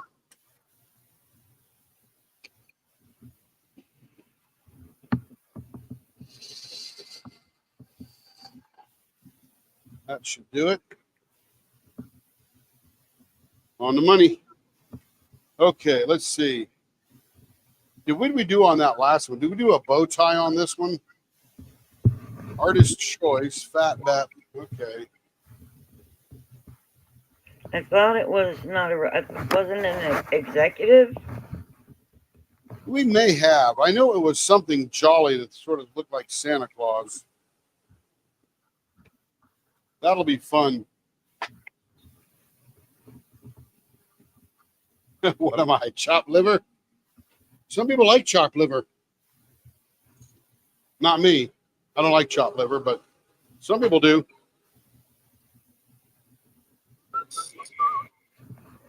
Let's see, 5 inches long. That puts us 2.5 in the middle. We're going to do a bow tie. Let's come out to about a hair more than 3/4. Yep, that'll be good right there.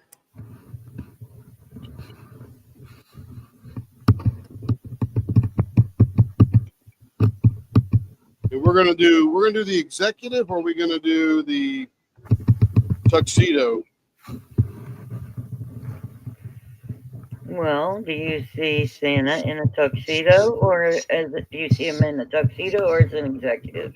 I think he's just an executive kind of guy, isn't he? He's in charge, yeah. Yeah. I never see him in black tie. True that. Actually, I've never seen him with a tie. I know. Just a big suit. You know what? I know it's probably too late for this, but you keep talking about that like it's the new Christmas candy. How would that have looked in candy wrapper? Oh, yeah, too late for that, but that might have been a good idea. I think I was trying to make it more formal and jolly, you know? No, I think it looks great. I saw Carrie's. It was beautiful. Is that who we did it to, Carrie? Yeah. I don't know how you guys can remember all that stuff. I'm doing it and I can't remember. See you, Rebecca. I don't know how you guys do that, Tracy.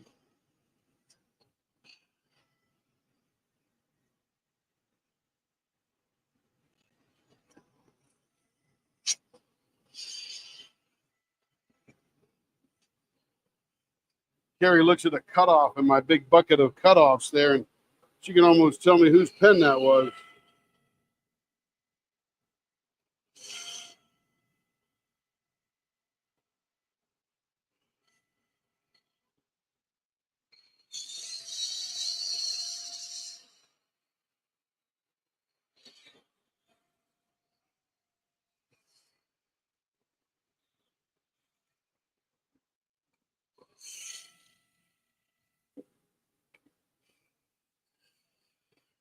You know that, Tracy? I don't know how you guys do that. It's amazing.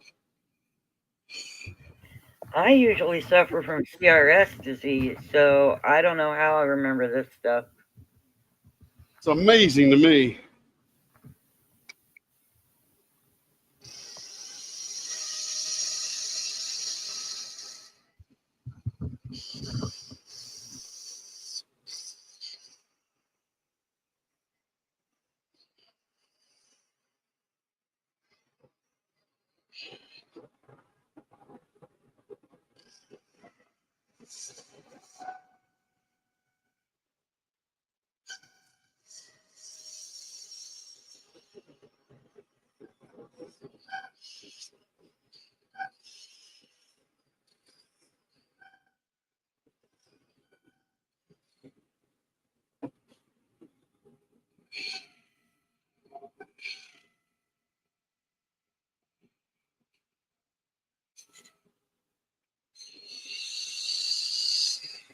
Hey, Tracy, can you see those audio files I have queued up? Yeah. They're in brand and down at the bottom there.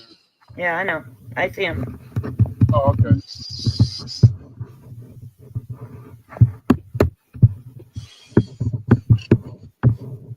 I'll get the first one started because it's local, but just in case it's over before I get back, you can fire up the second one.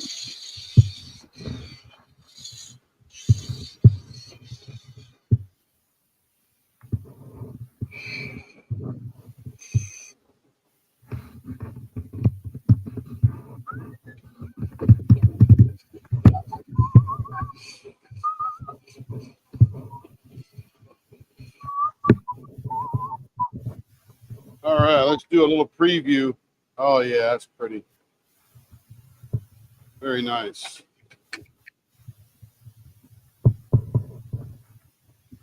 Okay, blower off.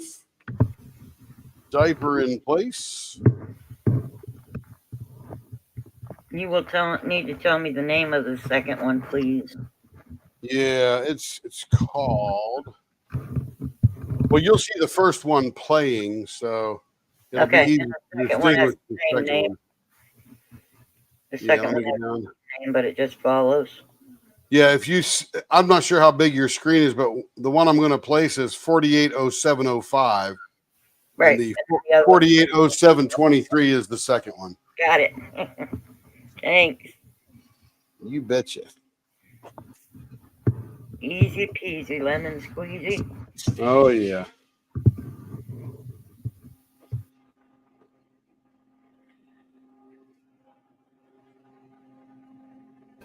Kevin's doing his countdown. He says 14 minutes.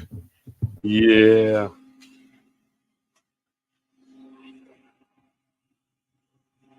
That gives me enough time so he can just walk right out when he's done.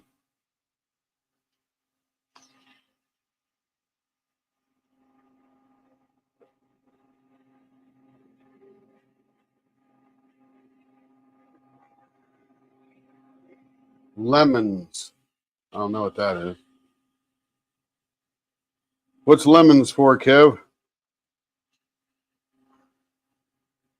You don't like lemons?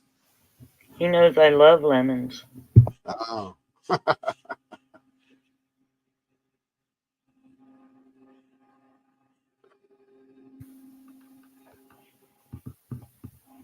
And Denise doesn't. Ah. Tracy said about lemons earlier. But he likes lemonade.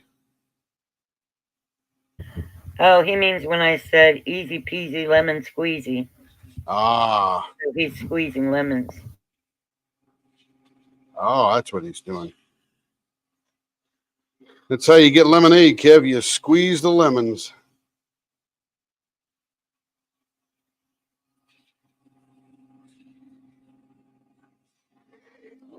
Oh, excuse me. Whew.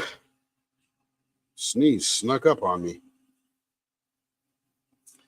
All right, that pre-sanding's feeling good.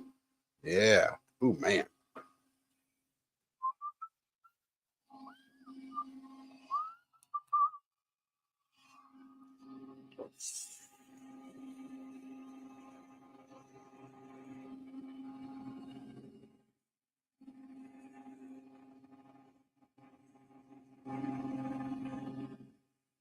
Denise still not getting a hug.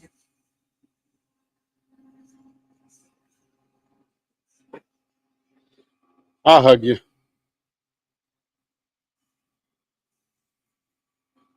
Free hugs all around.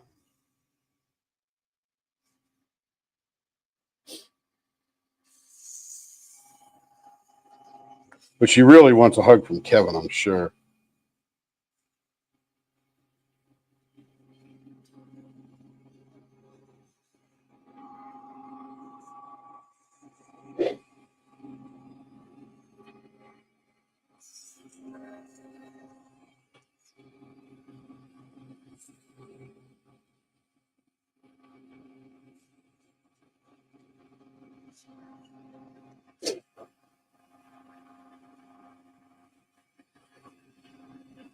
That's it, Joe. Make lemonade.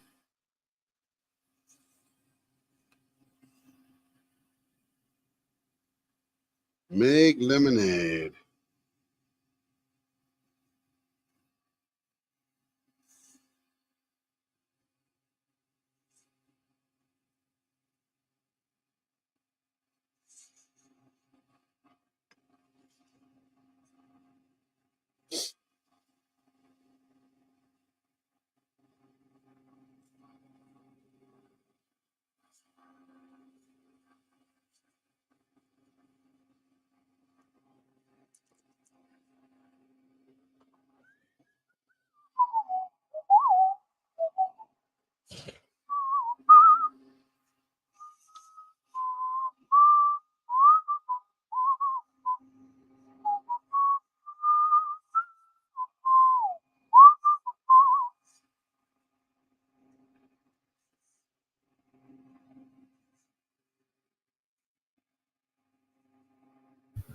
Denise, did you see what Kevin said? Okay, That's too trick funny. here, Kevin, is you need to keep it to 2 hours like we talked about. Ooh. How long did it go? About 3. Oh, man.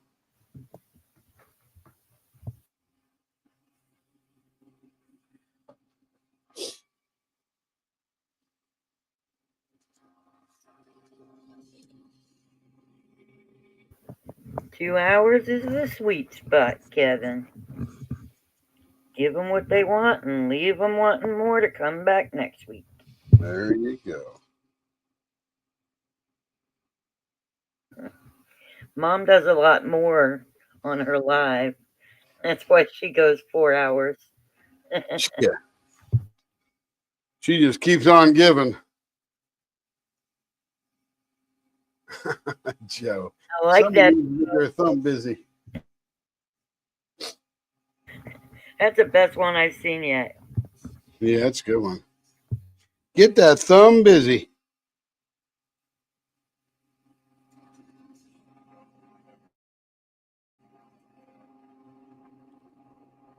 Now, those audio files are 29 minutes long, so may not need the second one, but if you do, you do.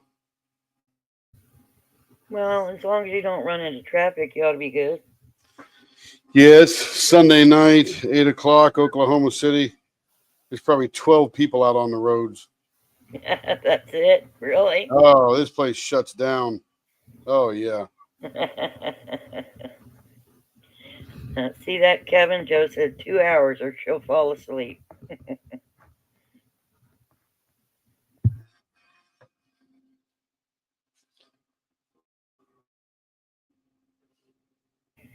Denise said if she makes it, then she wants it in writing that she gets a hug, please. There you go. Send her a contract. Where's Rebecca? Playing a game. Yep.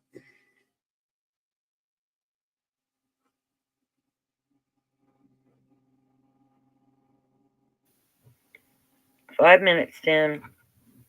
Yeah, it'll be just the right amount of time. We'll get this off of here, go look at it in the microscope, shoot the breeze for a second, start the file, and leave. That's beautiful. I love that blank. It is pretty. Very pretty blank. Very Christmassy.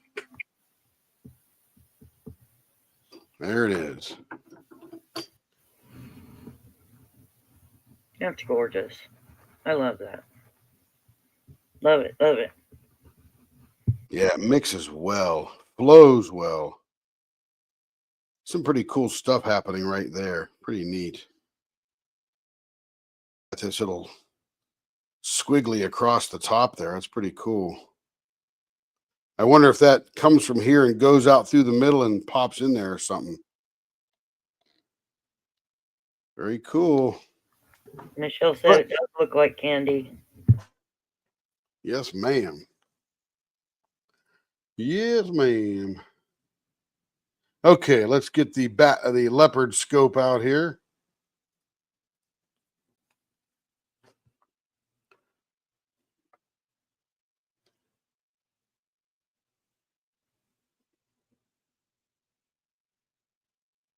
I love that red sitting in the green right there. Me too. That is so pretty. Now let's go to this other end and look at this little red thing wrap around the end there, not touching any green. See, I mean, it's so pretty. That's and cool. Every one of them is unique. Every single one of them. Yep. Look at that little squiggly red right there.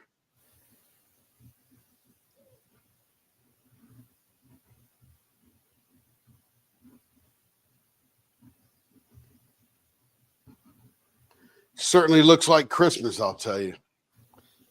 All right, we're going to strap this one up. We got about 3 minutes. We may be able to make this one round just before I have to go. So let me move the camera. or change the camera. You are really good at that now. Yeah. You You screw up remember, enough, you start remembering, you know. you remember more than you forget now. That's we're in a good The trend. buffer was the problem because it was always left on the buffer. That could be too. Yep. Okay, hyperspace.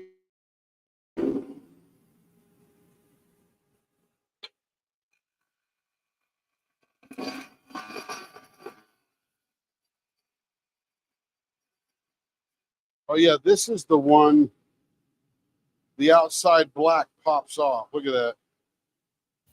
All That this is so along here. weird. Now that's because it's adhered to that plastic. Yeah. Yep. Nothing holding it back.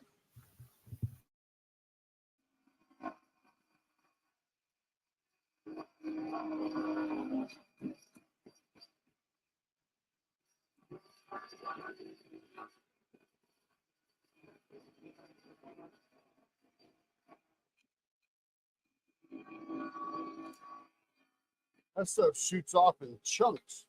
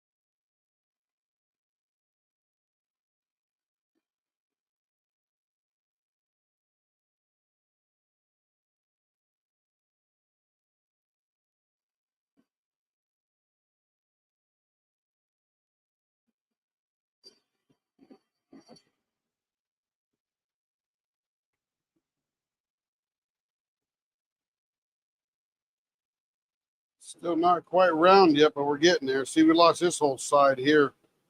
We'll have to work with that.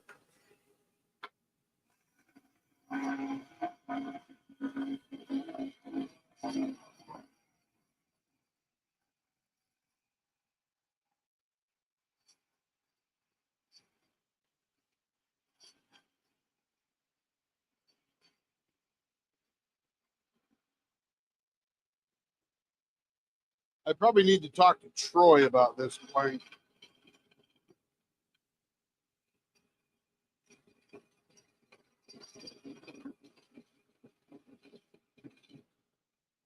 I don't know if this one's recoverable or not. We'll have to see once we get doing a design. But we lose anything that's not encapsulated inside something. We had one of these before. I think we did pretty good on it. But yeah, this, I can see the 3D printing in there, which means it's some kind of plastic, and that doesn't stick to resin. For very good anyway. If it's encapsulated like this, works like a champ. All right, time for me to go. Let me turn the blower off. Let's go ahead and shift to my prepared presentation.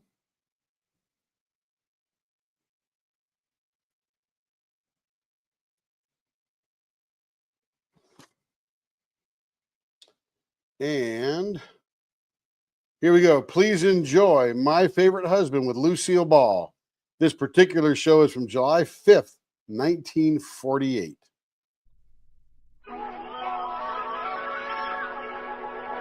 We present My Favorite Husband, a new series based on Isabel Scott Rorick's gay, sophisticated Mr. and Mrs. Cougat, starring Lucille Ball with Richard Denning.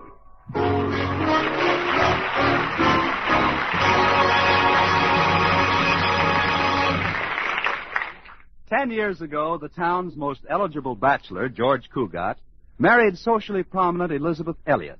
The lavish wedding kept the society columns all over the country in copy for weeks. The New Yorker said, "The bride and groom were dressed to the nth degree of smartness. Best man was a polo pony." The Hearst papers said, "The bride and groom were dressed handsomely, an attractive comment from guest Douglas MacArthur." and the Reader's Digest said, "The bride and groom were dressed." Well, after the honeymoon, George sold his polo pony, bought a stylish suburban home, took the first job that came along, 5th vice president of a bank. And now the Cougats are just George and Liz, two people who live together and like it. George says, "When I married Liz, she didn't know a thing about keeping house. She couldn't cook, she couldn't sew, she couldn't clean. But later she overcame this lack of domesticity in a most ingenious manner." Liz says, "I got a maid."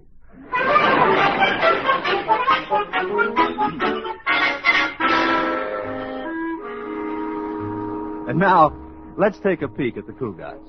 It's early morning, and there's husband George at the breakfast table. But where's wife, Liz? Oh, there she is, upstairs in the bedroom with Katie, the maid. Well, this is certainly unusual.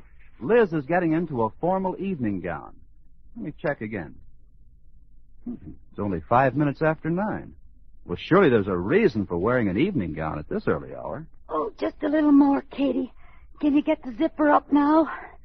"Yes, ma'am. Oh, The zipper's up." oh, how does it look, Katie? Would you consider it too slinky? Well, there's hardly enough of it to tell.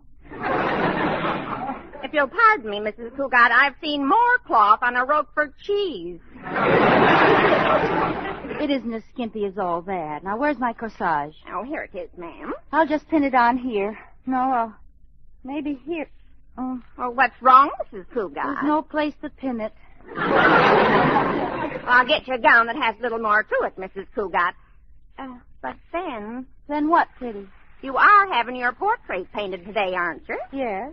Well, then maybe you'd better wear the gown you have on. Why? Well, as long as you're paying for a portrait, you might as well have as much of you in the picture as possible.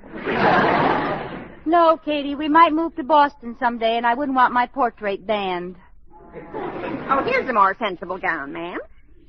Have you told Mr. Cougat about the painter coming today? Not yet, Katie. I'll tell him at breakfast. Now hurry and get me out of this tight thing. I feel like a 10-inch weenie in a 5-inch roll.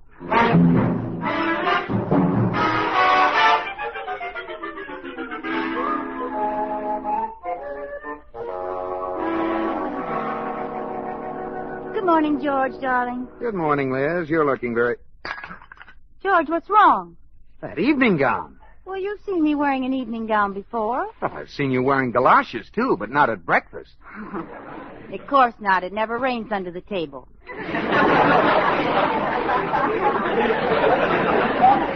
Darling, the reason I'm wearing this gown is because I'm going to have my portrait painted. The artist is coming this morning. Having your portrait painted? Mm-hmm.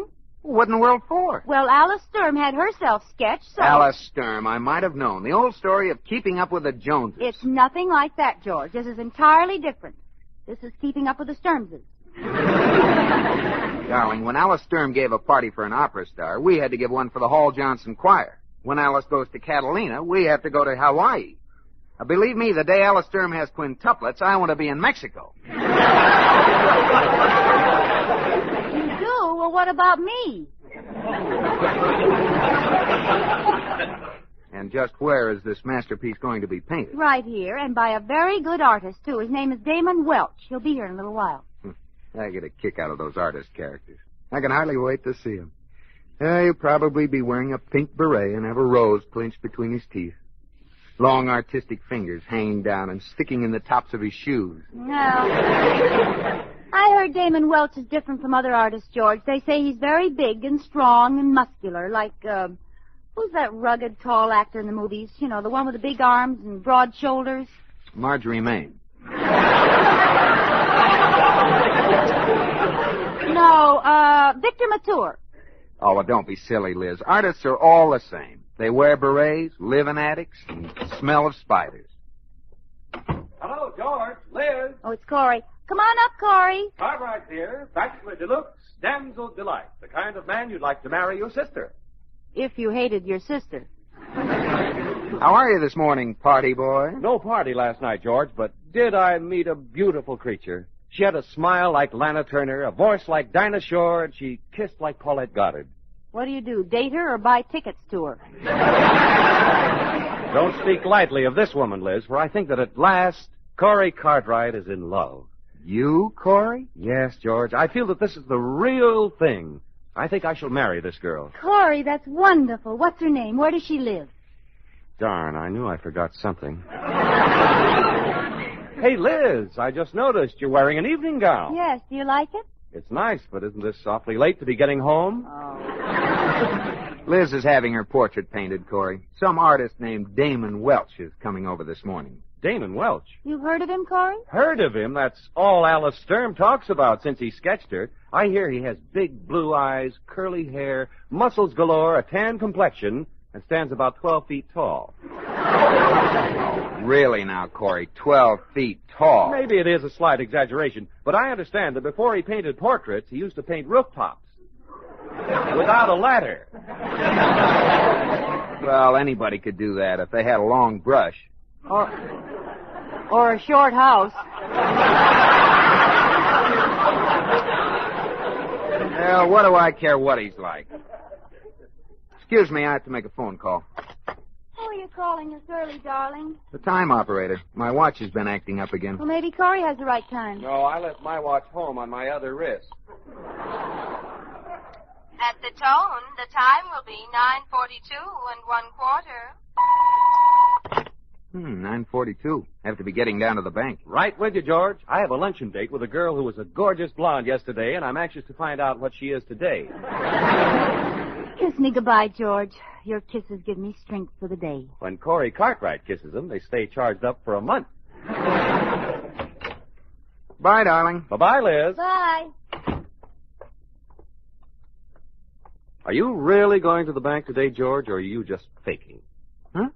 What are you talking about? With that Damon Welch coming to your house today, I figured maybe you're going to sneak out and hide in the garage. Oh, I'd forgotten all about it. Doesn't worry me in the least. It would if you heard what Holly Sturm calls that artist. Why, what does he call him? A weasel with an easel. Come on, get in the car, Corey. Hey, don't start the motor yet, George. The artist just pulled up in your driveway. Maybe we can get a look at it. Good. I'm still betting he has a rose between his teeth. He's getting out of his car. Holy mackerel, George. He looks like the Empire State Building with a turtleneck sweater. Oh, he's not so much. I bet he pads that sweater with cotton. If he does, he must have the whole plantation and Uncle Tom's cabin under there. Look at those shoulders, George, and that chest. Corey, it doesn't take much to have broad shoulders and a big chest. All you need are muscles. Let's go.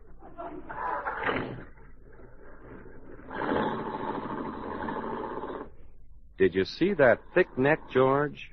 Those pretty blue eyes? Well, so what? My neck isn't as thick, maybe, but I have a nice neck. And look at my Adam's apple, Corey. Oh, that guy didn't have anywhere near the Adam's apple I have. Oh, if there's anything that'll keep a home together, it's a big Adam's apple.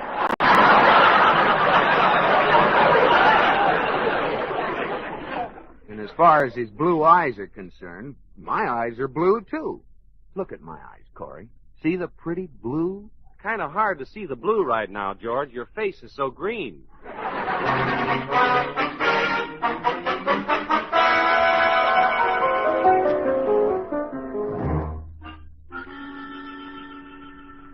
All right, woman, face to the left. I cannot paint your portrait unless you cooperate. Mr. Welch, I've told you a dozen times my name is Elizabeth Cougar, not woman. Very well, Mrs. Cougar. Now be quiet, woman. Well, one consolation, at least you know what I am. Your dress gives you away. I don't like your nose. I shall not paint it that way. But I like my nose. It's a good nose. Don't change it. I've had it so long now it seems like almost a part of me. Be still, woman. You're very rough, Mr. Welch. Woman, you're looking at a man who's painted the forests of Oregon and at the same time worked as a lumberjack. Sawing, climbing, cutting, and chopping. One day, the man next to me was crushed by a falling redwood. I've seen many rough things. This is a man's world. That's why I'm rough. Did it kill him, the man the tree fell on? To coin a quaint old phrase, he was a real gone lumberjack. You know, Mr. Welch, you and my husband have a lot in common. He lives a rugged life, too. What does your husband do? He's a banker. Oh, that is rugged. It's plenty rugged. He goes to work every morning at 10 and doesn't get home until after 3. Just what's rugged about that? He has an uncomfortable office.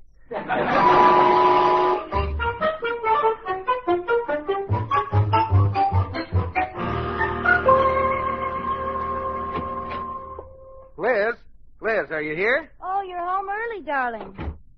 Hi, honey. How's the portrait coming? All finished, huh? Oh, no, Damon will be back tomorrow. Damon? You call him Damon? Yes, now. He was terribly cold at first, but he warmed up. How warm did he get? Oh, George, I've just got to tell you all about him. You wouldn't believe that just an artist could have lived so much. Too bad he lived so long. What'd you say, dear? Yeah, I said too bad he had to run along. You know, men certainly are misleading. Take Damon, for instance. There he is, an artist, but he's worked in the Oregon forest, and believe it or not, he's chopped down giant redwood trees. Well, I cut down the tree in the yard, the one that made the lawn so unsightly. That wasn't a tree, dear. That was a laundry pole. Well, it was a tree once. Did you notice Damon when you were leaving this morning? He came in right after you'd left with Corey. Yes, I think I did. He was struggling to get his car door open. Didn't seem to have much strength. A tall, unhealthy-looking chap, as I recall. A padded sweater. Damon? Oh, George, I don't think so. He's huge with big muscles and a terrific tan. Yes, Liz, but I'm sure that under that tan there's a naturally pale face. George, what are you looking for? Oh, nothing. Oh, say, look at this. My old photograph album. Look here. This picture of me at the beach. You noticed the muscles? Oh, yes. That was the day you and Jimmy Paterno and Holly Sturm and the whole gang made the human pyramid. Yeah. Takes a lot of strength to support all those men. Yes, it does. Look at my muscles. Oh, there you are, right on top. Oh, it takes a lot of strength to stay on top. There was quite a breeze that day. Here's the picture I like. You and me in a rowboat at Simmons Park. Look, your sleeves are rolled up. Say, your arms were pretty big. Of course. Of course. I can't remember why I was rowing. Well, I was saving my strength for the potato race. Are you sure you love me, Liz? Oh, silly. Of course I love you. Why shouldn't I love you? Kiss me. Feel those strong arms around you? Mm-hmm. I'm plenty strong, Liz. Way back in kindergarten, I used to beat up all the little kids. I'll just bet you still could.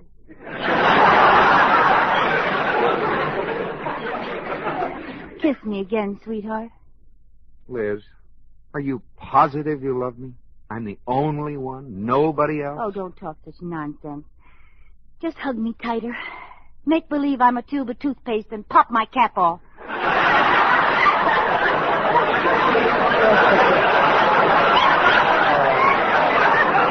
Oh, that's swell. I feel great now. Oh, George, I was thinking today, you don't have any hobbies. I believe I know of an interesting one for you. No hobbies. I have my bird collection. 6 starlings and a dicky bird. What did you have in mind? Why don't you take up painting as a hobby? Painting. Oh, Liz, I'm going to bed. Going to bed? Don't you want your dinner? I won't need any dinner. I'll just go upstairs, pull the covers over my head, and eat my heart out.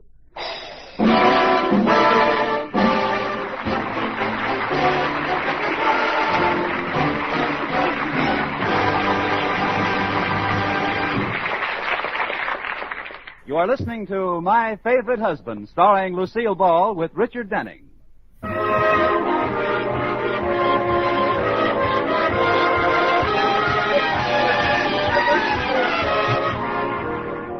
This is the story of...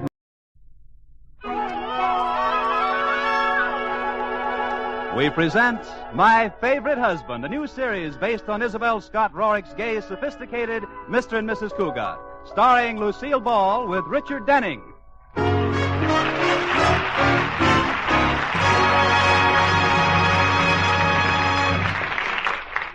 Ten years ago, the town's most eligible bachelor, George Cougat, married socially prominent Elizabeth Elliott. The lavish wedding kept the society columns all over the country in copy for weeks. The New Yorker said, The bride and groom were dressed to the nth degree of smartness. Best man was a polo pony. The Hearst papers said, The bride and groom were dressed handsomely in attracted comment from guest Douglas MacArthur. and the Reader's Digest said, The bride and groom were dressed.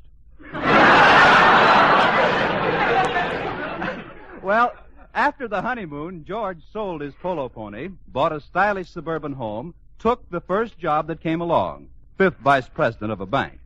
And now the Cougats are just George and Liz, 2 people who live together and like it. George says, When I married Liz, she didn't know a thing about keeping house. She couldn't cook, she couldn't sew, she couldn't clean. But later she overcame this lack of domesticity in a most ingenious manner.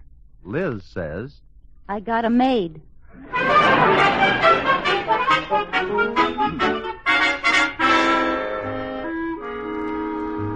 And now, let's take a peek at the Cougats.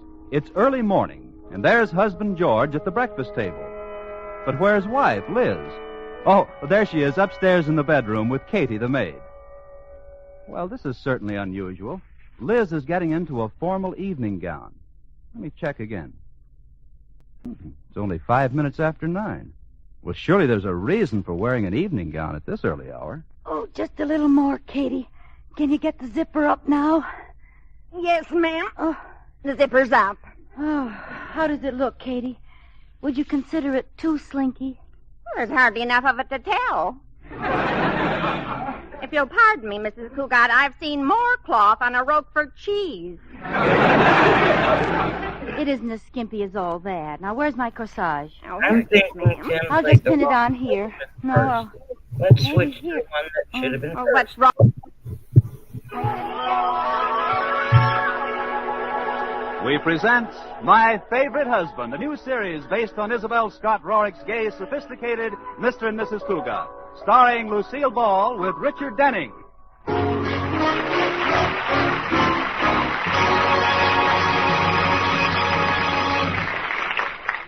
10 years ago, the town's most eligible bachelor, George Cougat, married socially prominent Elizabeth Elliott. The lavish wedding kept the society columns all over the country in copy for weeks. The New Yorker said, The bride and groom were dressed to the nth degree of smartness. Best man was a polo pony. The Hearst papers said, The bride and groom were dressed handsomely in attracted comment from guest Douglas MacArthur. and the Reader's Digest said, the bride and groom were dressed. Well, after the honeymoon, George sold his polo pony, bought a stylish suburban home, took the first job that came along, fifth vice president of a bank. And now the Cougats are just George and Liz, two people who live together and like it. George says, when I married Liz, she didn't know a thing about keeping house. She couldn't cook, she couldn't sew, she couldn't clean. But later she overcame this lack of domesticity in a most ingenious manner. Liz says, I got a maid.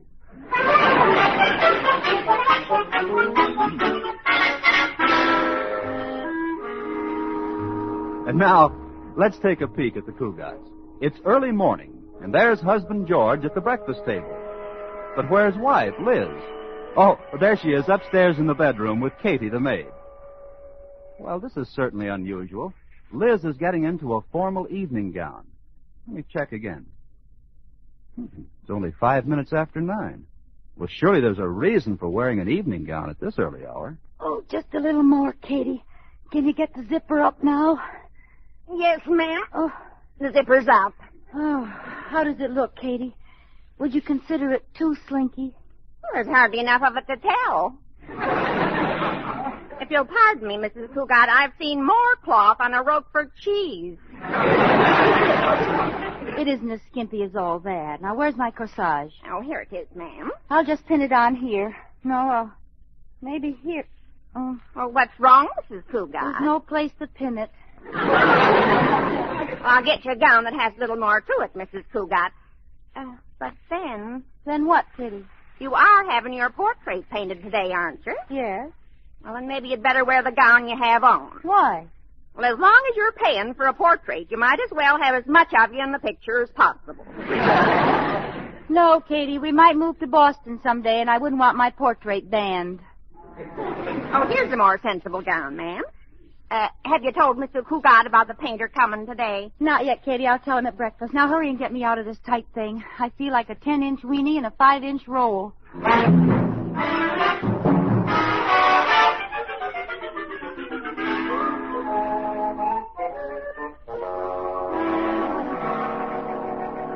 Good morning, George, darling. Good morning, Liz. You're looking very... George, what's wrong? That evening gown. Well, you've seen me wearing an evening gown before. Oh, I've seen you wearing galoshes, too, but not at breakfast. Of course not. It never rains under the table.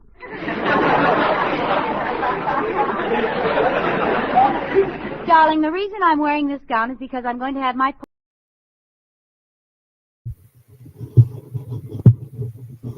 I really don't know why it's repeating. Unless it's the same recording downloaded twice. I can try it again, but I can't guarantee it's not going to repeat. Chat amongst yourselves. Make friends. Be friendly. Enjoy the quiet time.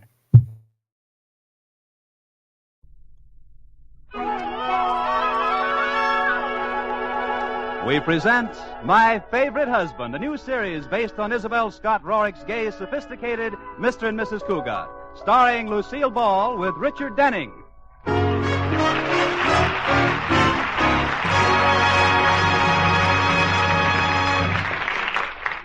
10 years ago, the town's most eligible bachelor, George Cougat, married socially prominent Elizabeth Elliott. The lavish wedding kept the society columns all over the country in copy for weeks. The New Yorker said, "The bride and groom were dressed to the nth degree of smartness. Best man was a polo pony." The Hearst papers said, "The bride and groom were dressed handsomely, an attractive comment from guest Douglas MacArthur." and the Reader's Digest said, "The bride and groom were dressed." Well, after the honeymoon, George sold his polo pony, bought a stylish suburban home, took the first job that came along, fifth vice president of a bank. And now the Cougats are just George and Liz, two people who live together and like it. George says, when I married Liz, she didn't know a thing about keeping house. She couldn't cook, she couldn't sew, she couldn't clean. But later she overcame this lack of domesticity in a most ingenious manner. Liz said, Okay, I am going to, unless you guys want to keep hearing the same thing over and over again, I'm going to stop the recording at this point because both recordings are the same exact thing. So, let's chat. What would you like to talk about, Joe?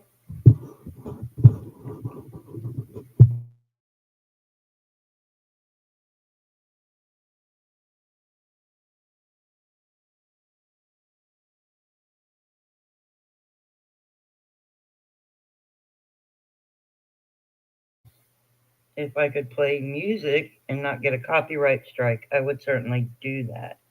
But I can't. Sorry.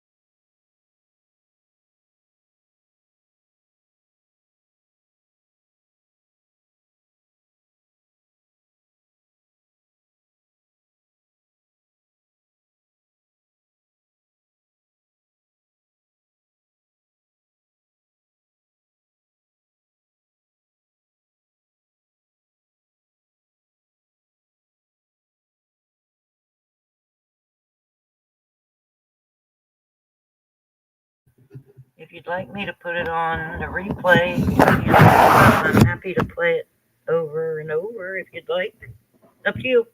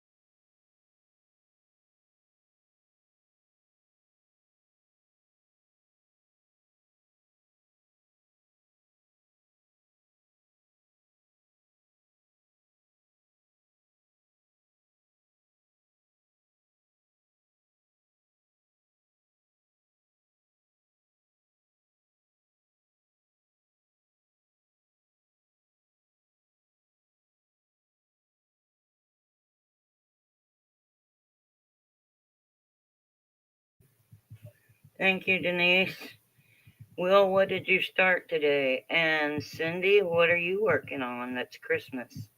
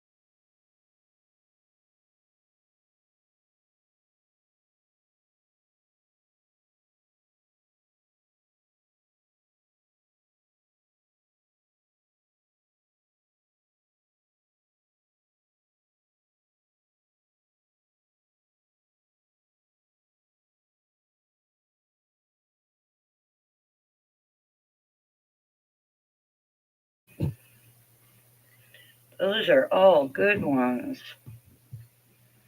Christmas Joy, Where Light Meets Dark by JoJo's Art. I'm not familiar with that one. I'm going to have to look that one up, Will.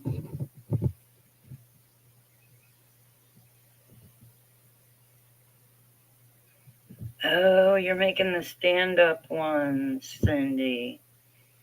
Is that from a, it's not from the Advent calendar, right? Is it from last year's, or is it something new? Oh, is it one of the ones from DAC?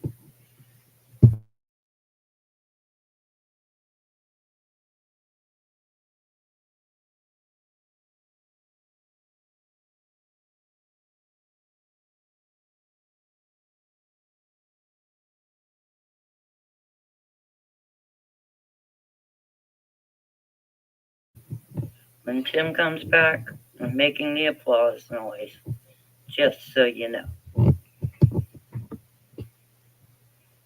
Because I know y'all will be glad to have him back talking and turning.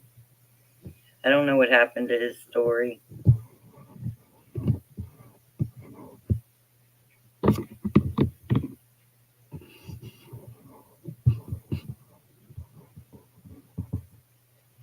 Oh, new from Timo.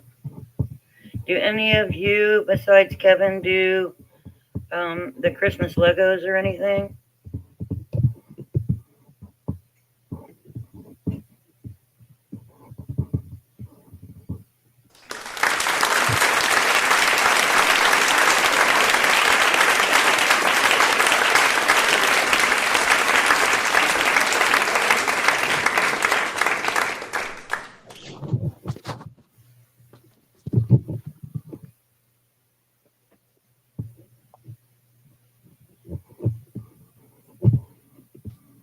I thought we're back. We're back. We're getting there. Got to put my apron on, put my microphone on. Ready to get dirty.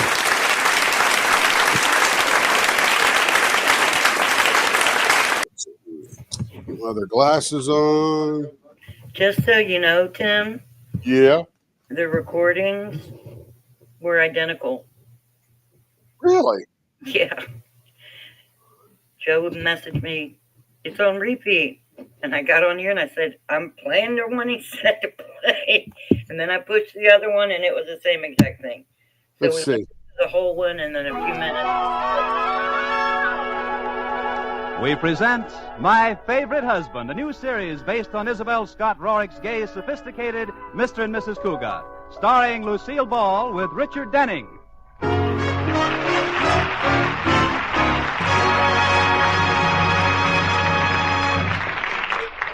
10 years ago, the town's most eligible bachelor, George Cougat, married socially prominent Elizabeth Elliott. The lavish wedding kept the society columns all over the country in copy for weeks.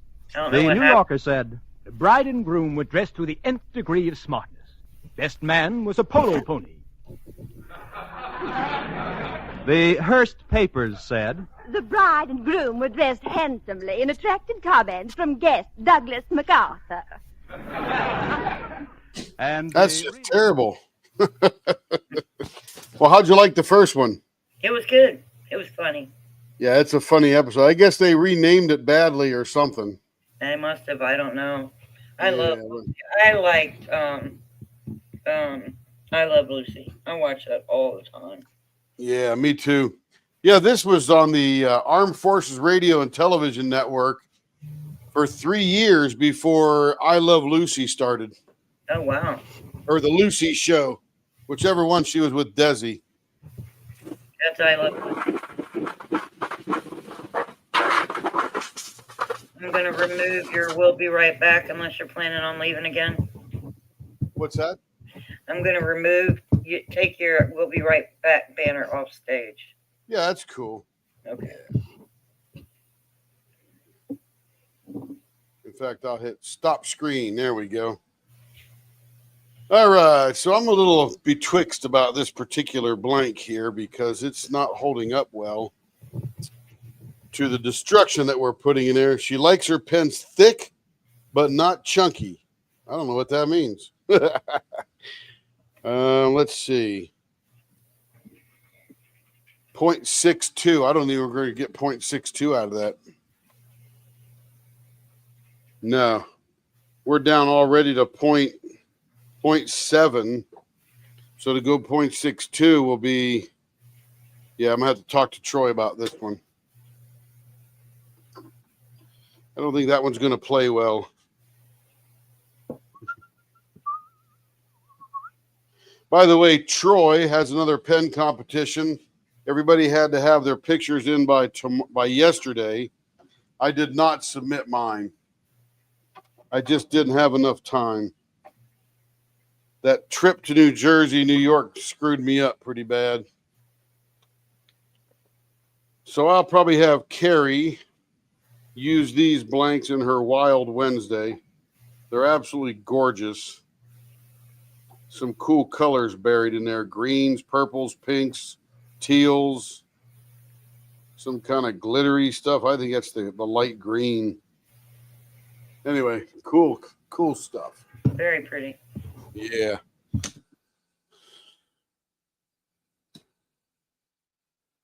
Okay, let's make this. Now, here's the problem with this one here. We have a lot of thread right here at the end where we make the finger grip. And then on this one here, it is like double wrapped or something. And the only issue with this particular stuff here is the resin does not get absorbed by the ribbon. The ribbon is essentially just floating in the resin. And when we turn it, we're going to fray a little bit of the end of that nylon ribbon. It'll look really good when we're done, but it's a little bit of a pain to work with because of that. Now, we're going to lose this part of this ribbon right here because that's probably going to turn out. And again, this is one of these wider versus taller blanks. So the widest it's going to be is that wide right there towards the center. So here we go. We'll see what remains on that one. Get up the hyper speed, blow her on.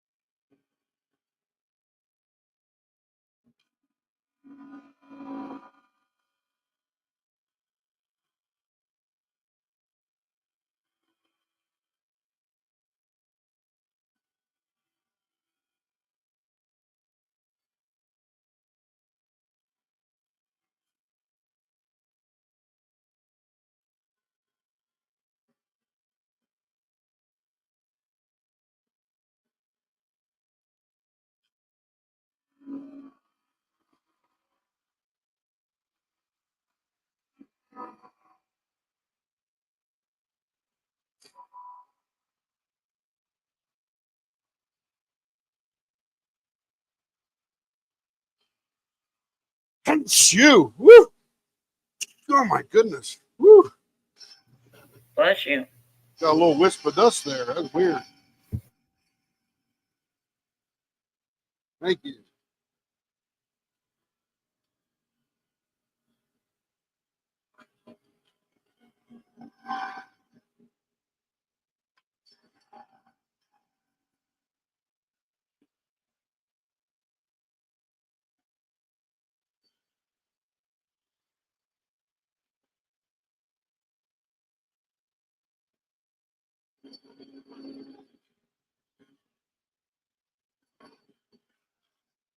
All right, now it's finally round.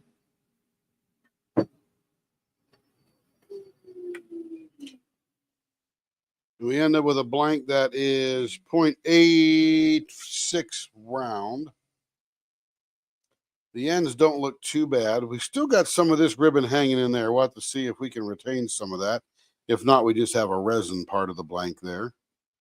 All right, we're going to do some fat bats, 0.62. Fat bat, yep, fat bat, 0.62. And this one's going to get a bow tie. We're going to slow it down. Here we go. All right, let me move the banjo in. Blower on.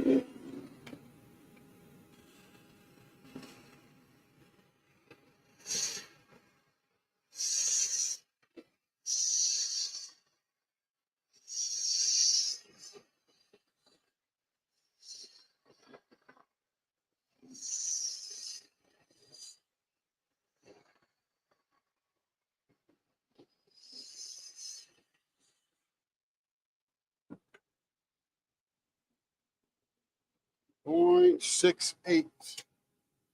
If you're happy and you know it, raise your hand. Boom, boom. That's a fun one, Tracy.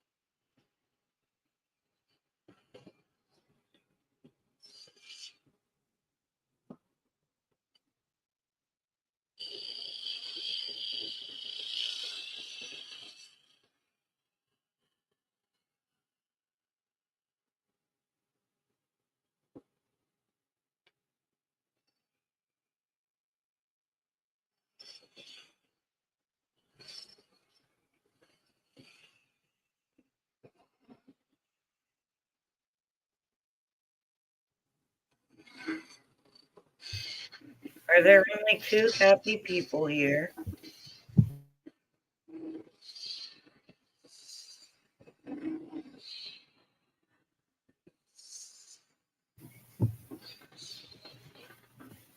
Or are you thinking, that's too silly, Tracy, I'm not doing that?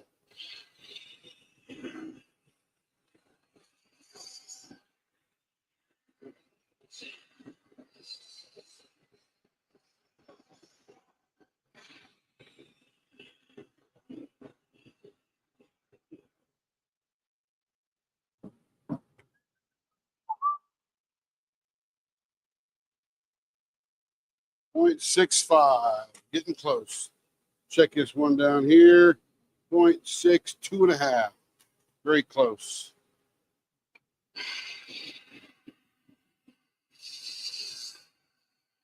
That should do it there.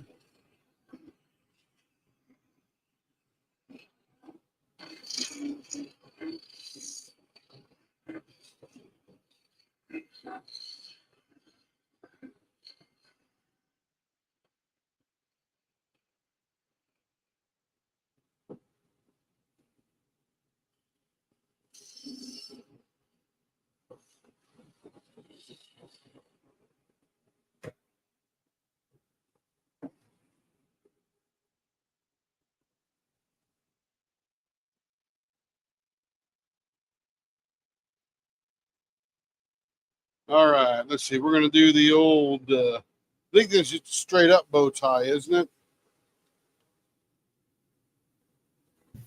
I think 5 inches. Say again, Tracy? Is that what she wanted, was a straight up bow tie? That's the given design for this particular ribbon pen, Carrie said. Okay. Yeah, the leopard one? Yeah, so I think it's just straight up bow tie. Yes, it is. I didn't see the leopard ribbon there, sorry. Fantabulous, no worries.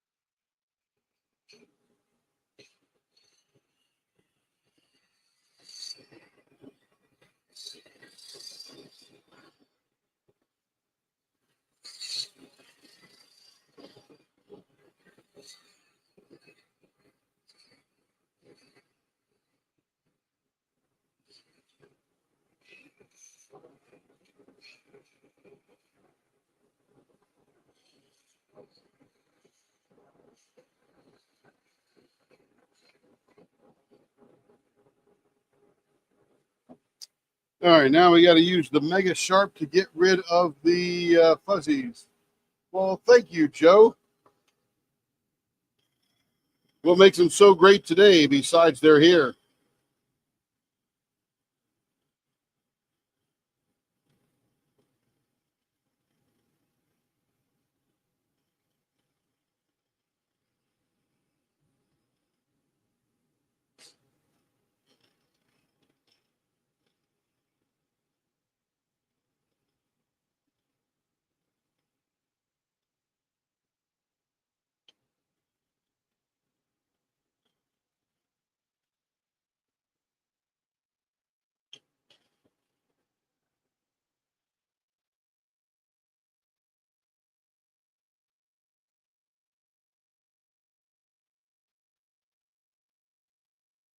Yeah.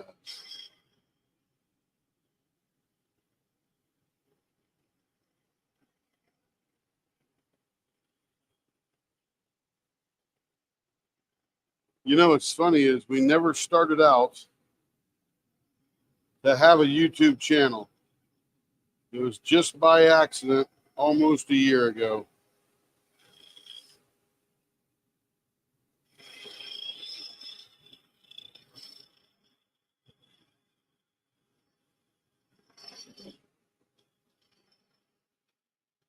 So in that we have almost 650 subscribers, blows me away. And you know what's funny is you would think of all those people that subscribe, they would be here more often. I'm not sure how that works.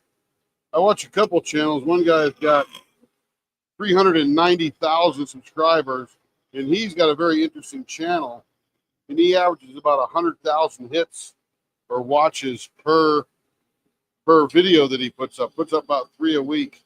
That's pretty really good numbers there. He used to be a firewood guy that did YouTube a little bit. Now he's a YouTube guy that does a little bit of firewood.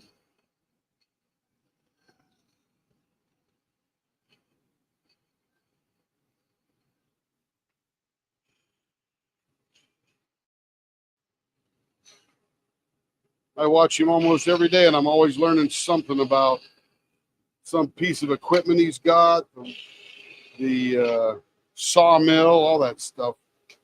Crazy.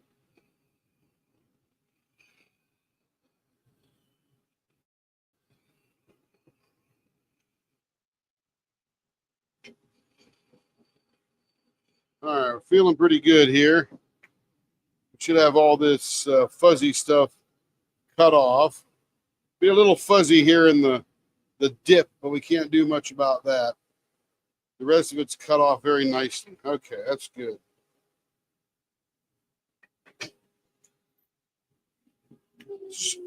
I struggled with the first few of these ribbon ones because I wasn't sure how to accomplish what I wanted to accomplish.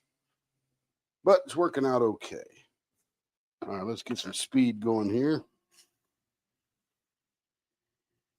Hopefully we don't raise too many fuzzies with the sanding.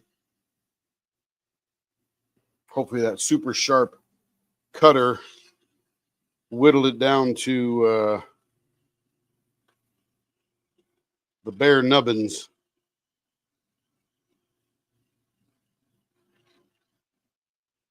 Yeah, well, this one's got ribbon run through it, Michelle, and that ribbon, it, like I mentioned before, it doesn't absorb into or by the resin. It's just sitting in the resin, like wood or glitter or something like that. So if you don't use my super sharp knife and shave that little edge off of the ribbon, it becomes fuzzy. Like little threads sticking out that you can't sand off. You have to cut them off somehow. But yeah, it gets a little fuzzy where those ribbons are. And it is funny to call a blank fuzzy or a pen fuzzy. It won't be fuzzy now because we use that sharp thing to cut them off. Which means this pen would not give itself the very intricate turns and stuff because you'd have a devil of a time trying to get those little fuzzies out. Now, you could use CA glue, but the problem with CA glue is it's going to make the fuzzies stand up. And then you're going to cause yourself even more sanding time to get those sanded down, and they're never really going to break off. So I think the best way is just to cut them off with a super sharp negative rake carver and then hope for the best. Would you say that perhaps some other material or something besides ribbon would work better? You know, it's got to be something that isn't made of plastic. And nylon is a plastic, I think. I'm not a plastic expert, but I think nylon is a plastic. So, I mean, they put glitter in there. Glitter is plastic and does not stick to resin. But if it's small enough, you don't notice anything. But that really big stuff, you definitely notice. Chunks of it will chip off and all that kind of stuff. So requires a little filling, a little bit of attention.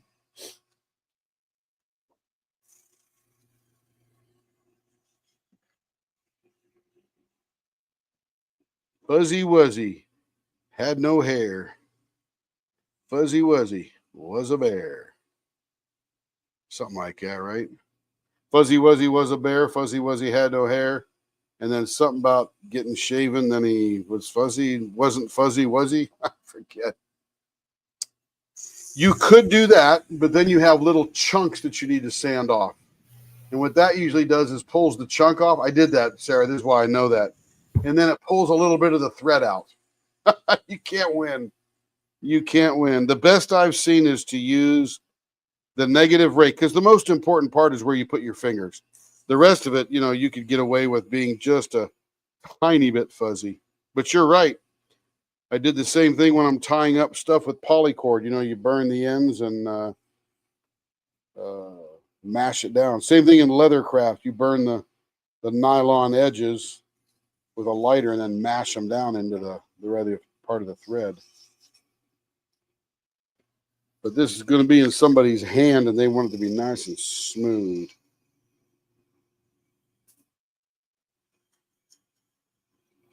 But yes, Sarah, you are right.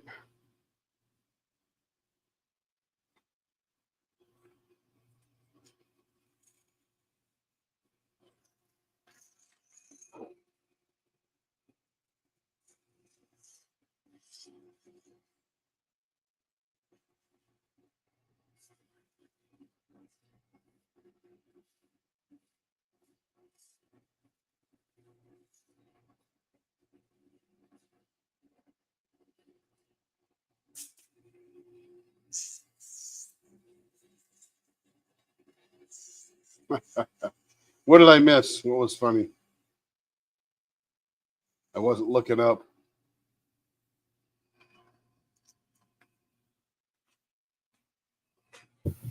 Fuzzy Wuzzy was a bear. Fuzzy Wuzzy had no hair, so Fuzzy Wuzzy wasn't Fuzzy Wuzzy.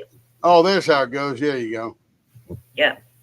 There you go. We're doing line after line. I did a line, she did a line. I did a line. There. You did a line, I'll get a line. We'll go down to the crawdad hole or something.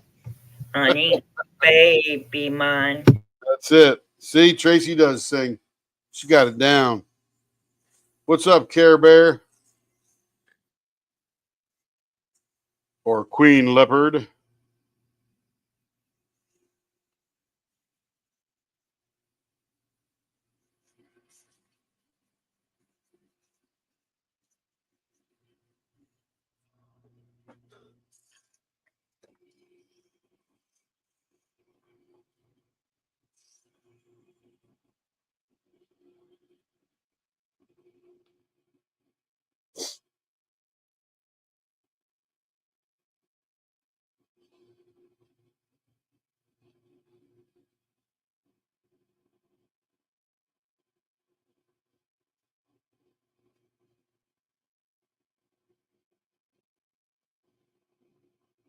Yeah, it's feeling pretty good here. Feeling pretty good. I think I'm getting this ribbon stuff down. Doesn't scare me as much. First one I did, like, oh, heck, how am I going to get rid of all that fuzzy? Now I know.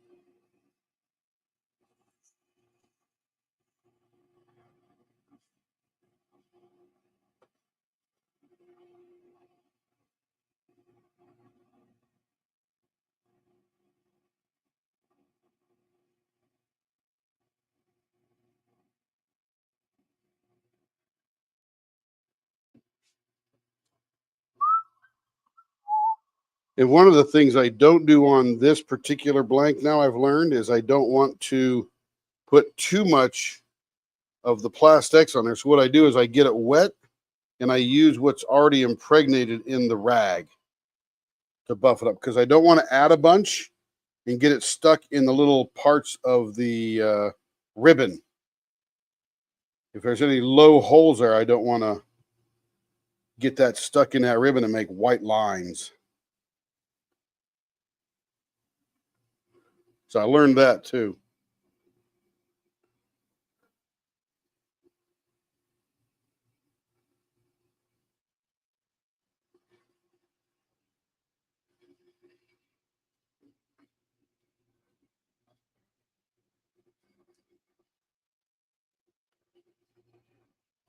All right, let's see how she looks. Interesting. See that there? We got a piece of that ribbon that was on the side, still there.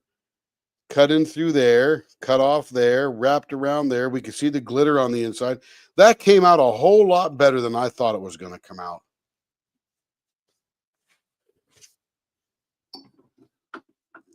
Yep, I like that one a lot. I got all the junk all over it, though. That'll buff up really nicely. All right, that is cool. I think I got to tell Troy to keep the ribbon more towards the center. Or ask him to. Not sure if he really can.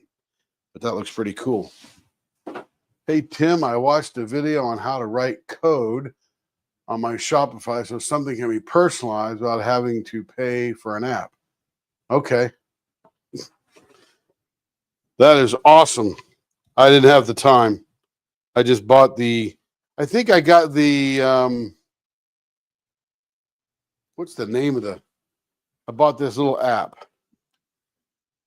And they do all the work for you for only $10 a month. And let's go see. It is called Hulk, I think, Hulk. I'm looking at it here just a second. Hulk Product Option is the name of the one I got. Hulk. And they're going to do the same thing you're doing, but they do it all for you because I just don't have time. And I'm not very much a good code writer, quite frankly.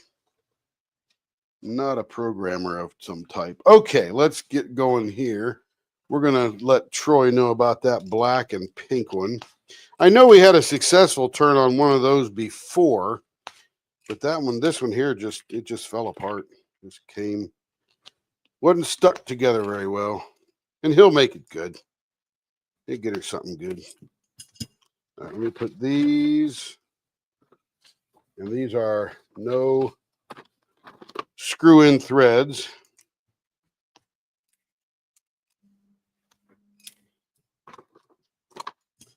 All right, put that up in the bucket. I'll text Troy a little bit. Put this door down.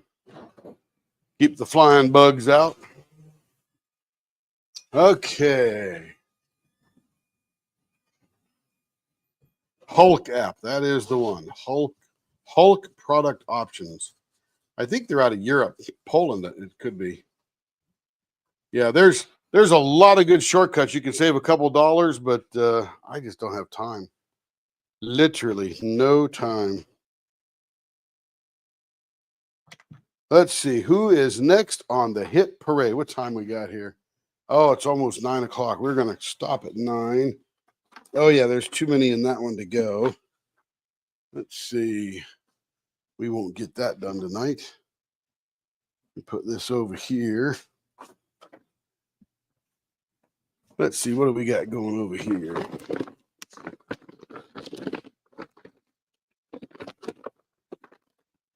Yeah, that's not going to work. Okay. Well, I think we'll just probably close it out for the evening. I got some extra work I got to do. Got to drill a couple of holes and put some little things in. Is anybody over in Discord still? Is it just me? All right, I just closed out of Discord. No use being there if I'm the only one there. And boom. I didn't even know you were in Discord. Yeah, Joe was in there earlier when she first got here, so I popped over there. Okay, got you. Sorry. I was late to the party. That's okay. And of course, I want to show everybody the modification I made to the box. This is the box that holds the other box holds the Art Dot little round containers. Is it Art Dot, Tracy? It is indeed. Oh, okay, good. Art Dot. So I remodified it and I took this and I made 6 holes instead of 12, and now it holds all my CA glue bottles. So we may put that up on there too. That it's got a 1.5-inch hole, and if you got a bunch of little squeeze bottles, it's great because I kept tipping mine over. I kept throwing them around. I kept losing super glue and all that stuff. So this will keep them all together and handy. You need to make one for bobbins for people who sew. What size would the hole be? Sarah Ann could probably tell you. I don't But know the size of a bobbin. Is that like a tall bobbin or the little silver short ones? Well, you could either do for a spool of thread or the little silver short ones. Or have a box that holds both. Do a container for spools of thread and then a square on the side to put the little bobbins in. Don't people, now this is a question, not judging, I'm just sort of curious. Don't people who have bobbins or spools of thread have like 1,000? No, No.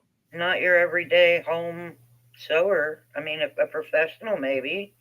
So you could put a quilting or, doing little things at home doesn't. So you could put a square hole in there that you could put the bobbin in, that the bobbin wouldn't fall through, but it would just sit there and not roll around the desk. Right. I have to go measure a bobbin. Can't tell you how many of those I've lost. Oh, correct. Yeah, I know when Carrie and I sewed, we did. So Sarah Ann says, short ones is a bobbin. I do. I don't. Short ones. The thread. Well, I would imagine she's got those big spools, though. Yeah. Those cones of thread. Yeah. I imagine, people like me don't have thousands of spools of thread. And I imagine Sarah Ann probably has 25 or 30, probably not thousands. But I'm thinking now, Tracy, correct me or think about it with me.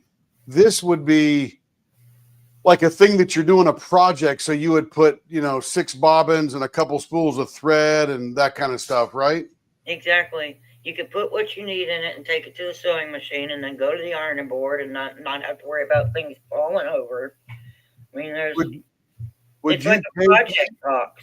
Right. Would you take bobbins and spools of thread to the ironing board? No, I would leave my stuff on the table and still want it to be there when I came back from the ironing board. Oh, gotcha. When I go get my sewing stuff that I'm going to use and bring it to the kitchen and set up my sewing machine, I don't want to have to carry a box full of stuff if I only need 3 or 4 things.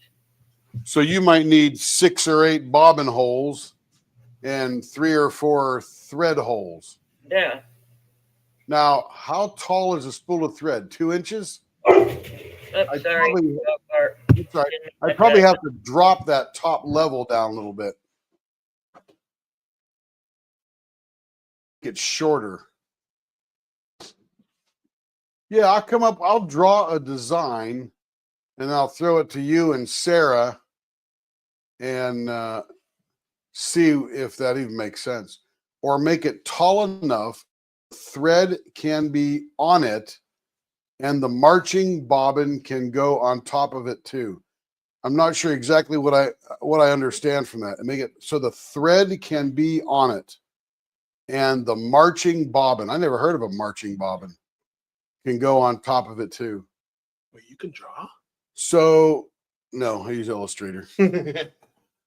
So you may have to send me a message, Sarah, and let me know what that means, because I'm not sure I know what that means. I know what a bobbin is, because I used to be a seamster. Carrie and I made all the kids' shorts and little shirts and stuff like that when they were tiny. And I did all the sewing. She cut it all out. 1,000,001 ways you could use a tray like that as you just make adjustments, because diamond painters often, as you well know, do a lot of different crafts. Oh, absolutely. You bet. So that could be something, they could have one for diamond painting, one for their thread, one for paintbrushes and markers or things like that. I just think it could be used for all kinds of things. Yeah, now this other one that I made that has, as I drop it on the ground, this one has 15 holes in it, and it will hold up pens, tweezers, seam rippers, whatever, that would hold up, and it would keep it straight, because there's another one down on the bottom, as you can. So that would help it there. So that was another prototype I did. Pens, markers, crayons, whatever, right? Yeah, I mean, you could use just a crafter's utility box. Have it customized. Somebody can say, "Hey, I need one for my art dot containers, tweezers, blah blah blah blah blah. Can you make it bigger than 12 holes?" Somebody might say, "I just want one that holds my thread and bobbin." Somebody might say, "I need one to put some markers in." Somebody those bottles you have, a lot of there's puffy paint that comes in those, and also a lot of people. They can use it for all kinds of things. The sky's the limit. It just depends on if you want to limit it to things diamond painters use. No, I'll make it for whatever anybody needs. I just don't know what to make the top, to be perfectly honest. So I probably need guidance of. The bobbin thing, I think I could figure out. You could probably put 6 bobbins and 3 or 4 spools of thread down that. I could easily put up another poll on Facebook and say, besides diamond painting, what crafts do you participate in? And then put like sewing, painting, coloring, and then others where they can add things or something. Yeah, we'll try to figure out what the top thing looks like. Right. I get the bobbin thing because I agree 100% with the bobbin thing. I'm not sure how the thread would work it unless I make it shorter so the thread would stick up out of it so that you could, pick it up with your fingers. Right. I can do that. I'll work on setting up a poll tomorrow. I'd be interested in knowing what kind of crafts everybody does. Yeah, I got plenty to do, so there's no hurry right now. But it'd be fun to come up with something. That's for sure. Well, everybody, we are at the end of the weekend. Everybody have a fabulous week. Look for some premieres popping out. Carrie's probably going to list the bank up there. I got another one I have to build. And then, of course, more of these little trays. I'm going to put down there another tray. The bigger holes in it for, 1.5 inch little bottles of whatever. I'm sure people got paint, glue, who knows what, that would hold that in there. Exactly. Anyway, in here, had a good weekend, super productive. Glad that you're here to help me along and have some fun. But we appreciate it. And Sarah Ann, I know you're going as cheap as you can because you don't know how popular, your popularity of your website is you driving people to it. So if you have your own website through Shopify, you have to will drive people to it, but it's awful crowded. But I would imagine if you get on all of our lives and other lives like Shay's, who loves your stuff and all that kind of stuff, the customers will start visiting your website, and you don't need 10,000 visitors. You need 100, because at 100, you'd be at capacity.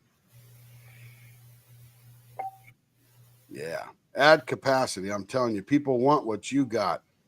All right, everybody. Tracy, please say good night to everybody. And you too, Joe, from your texting world there. Good night, everybody. Oops.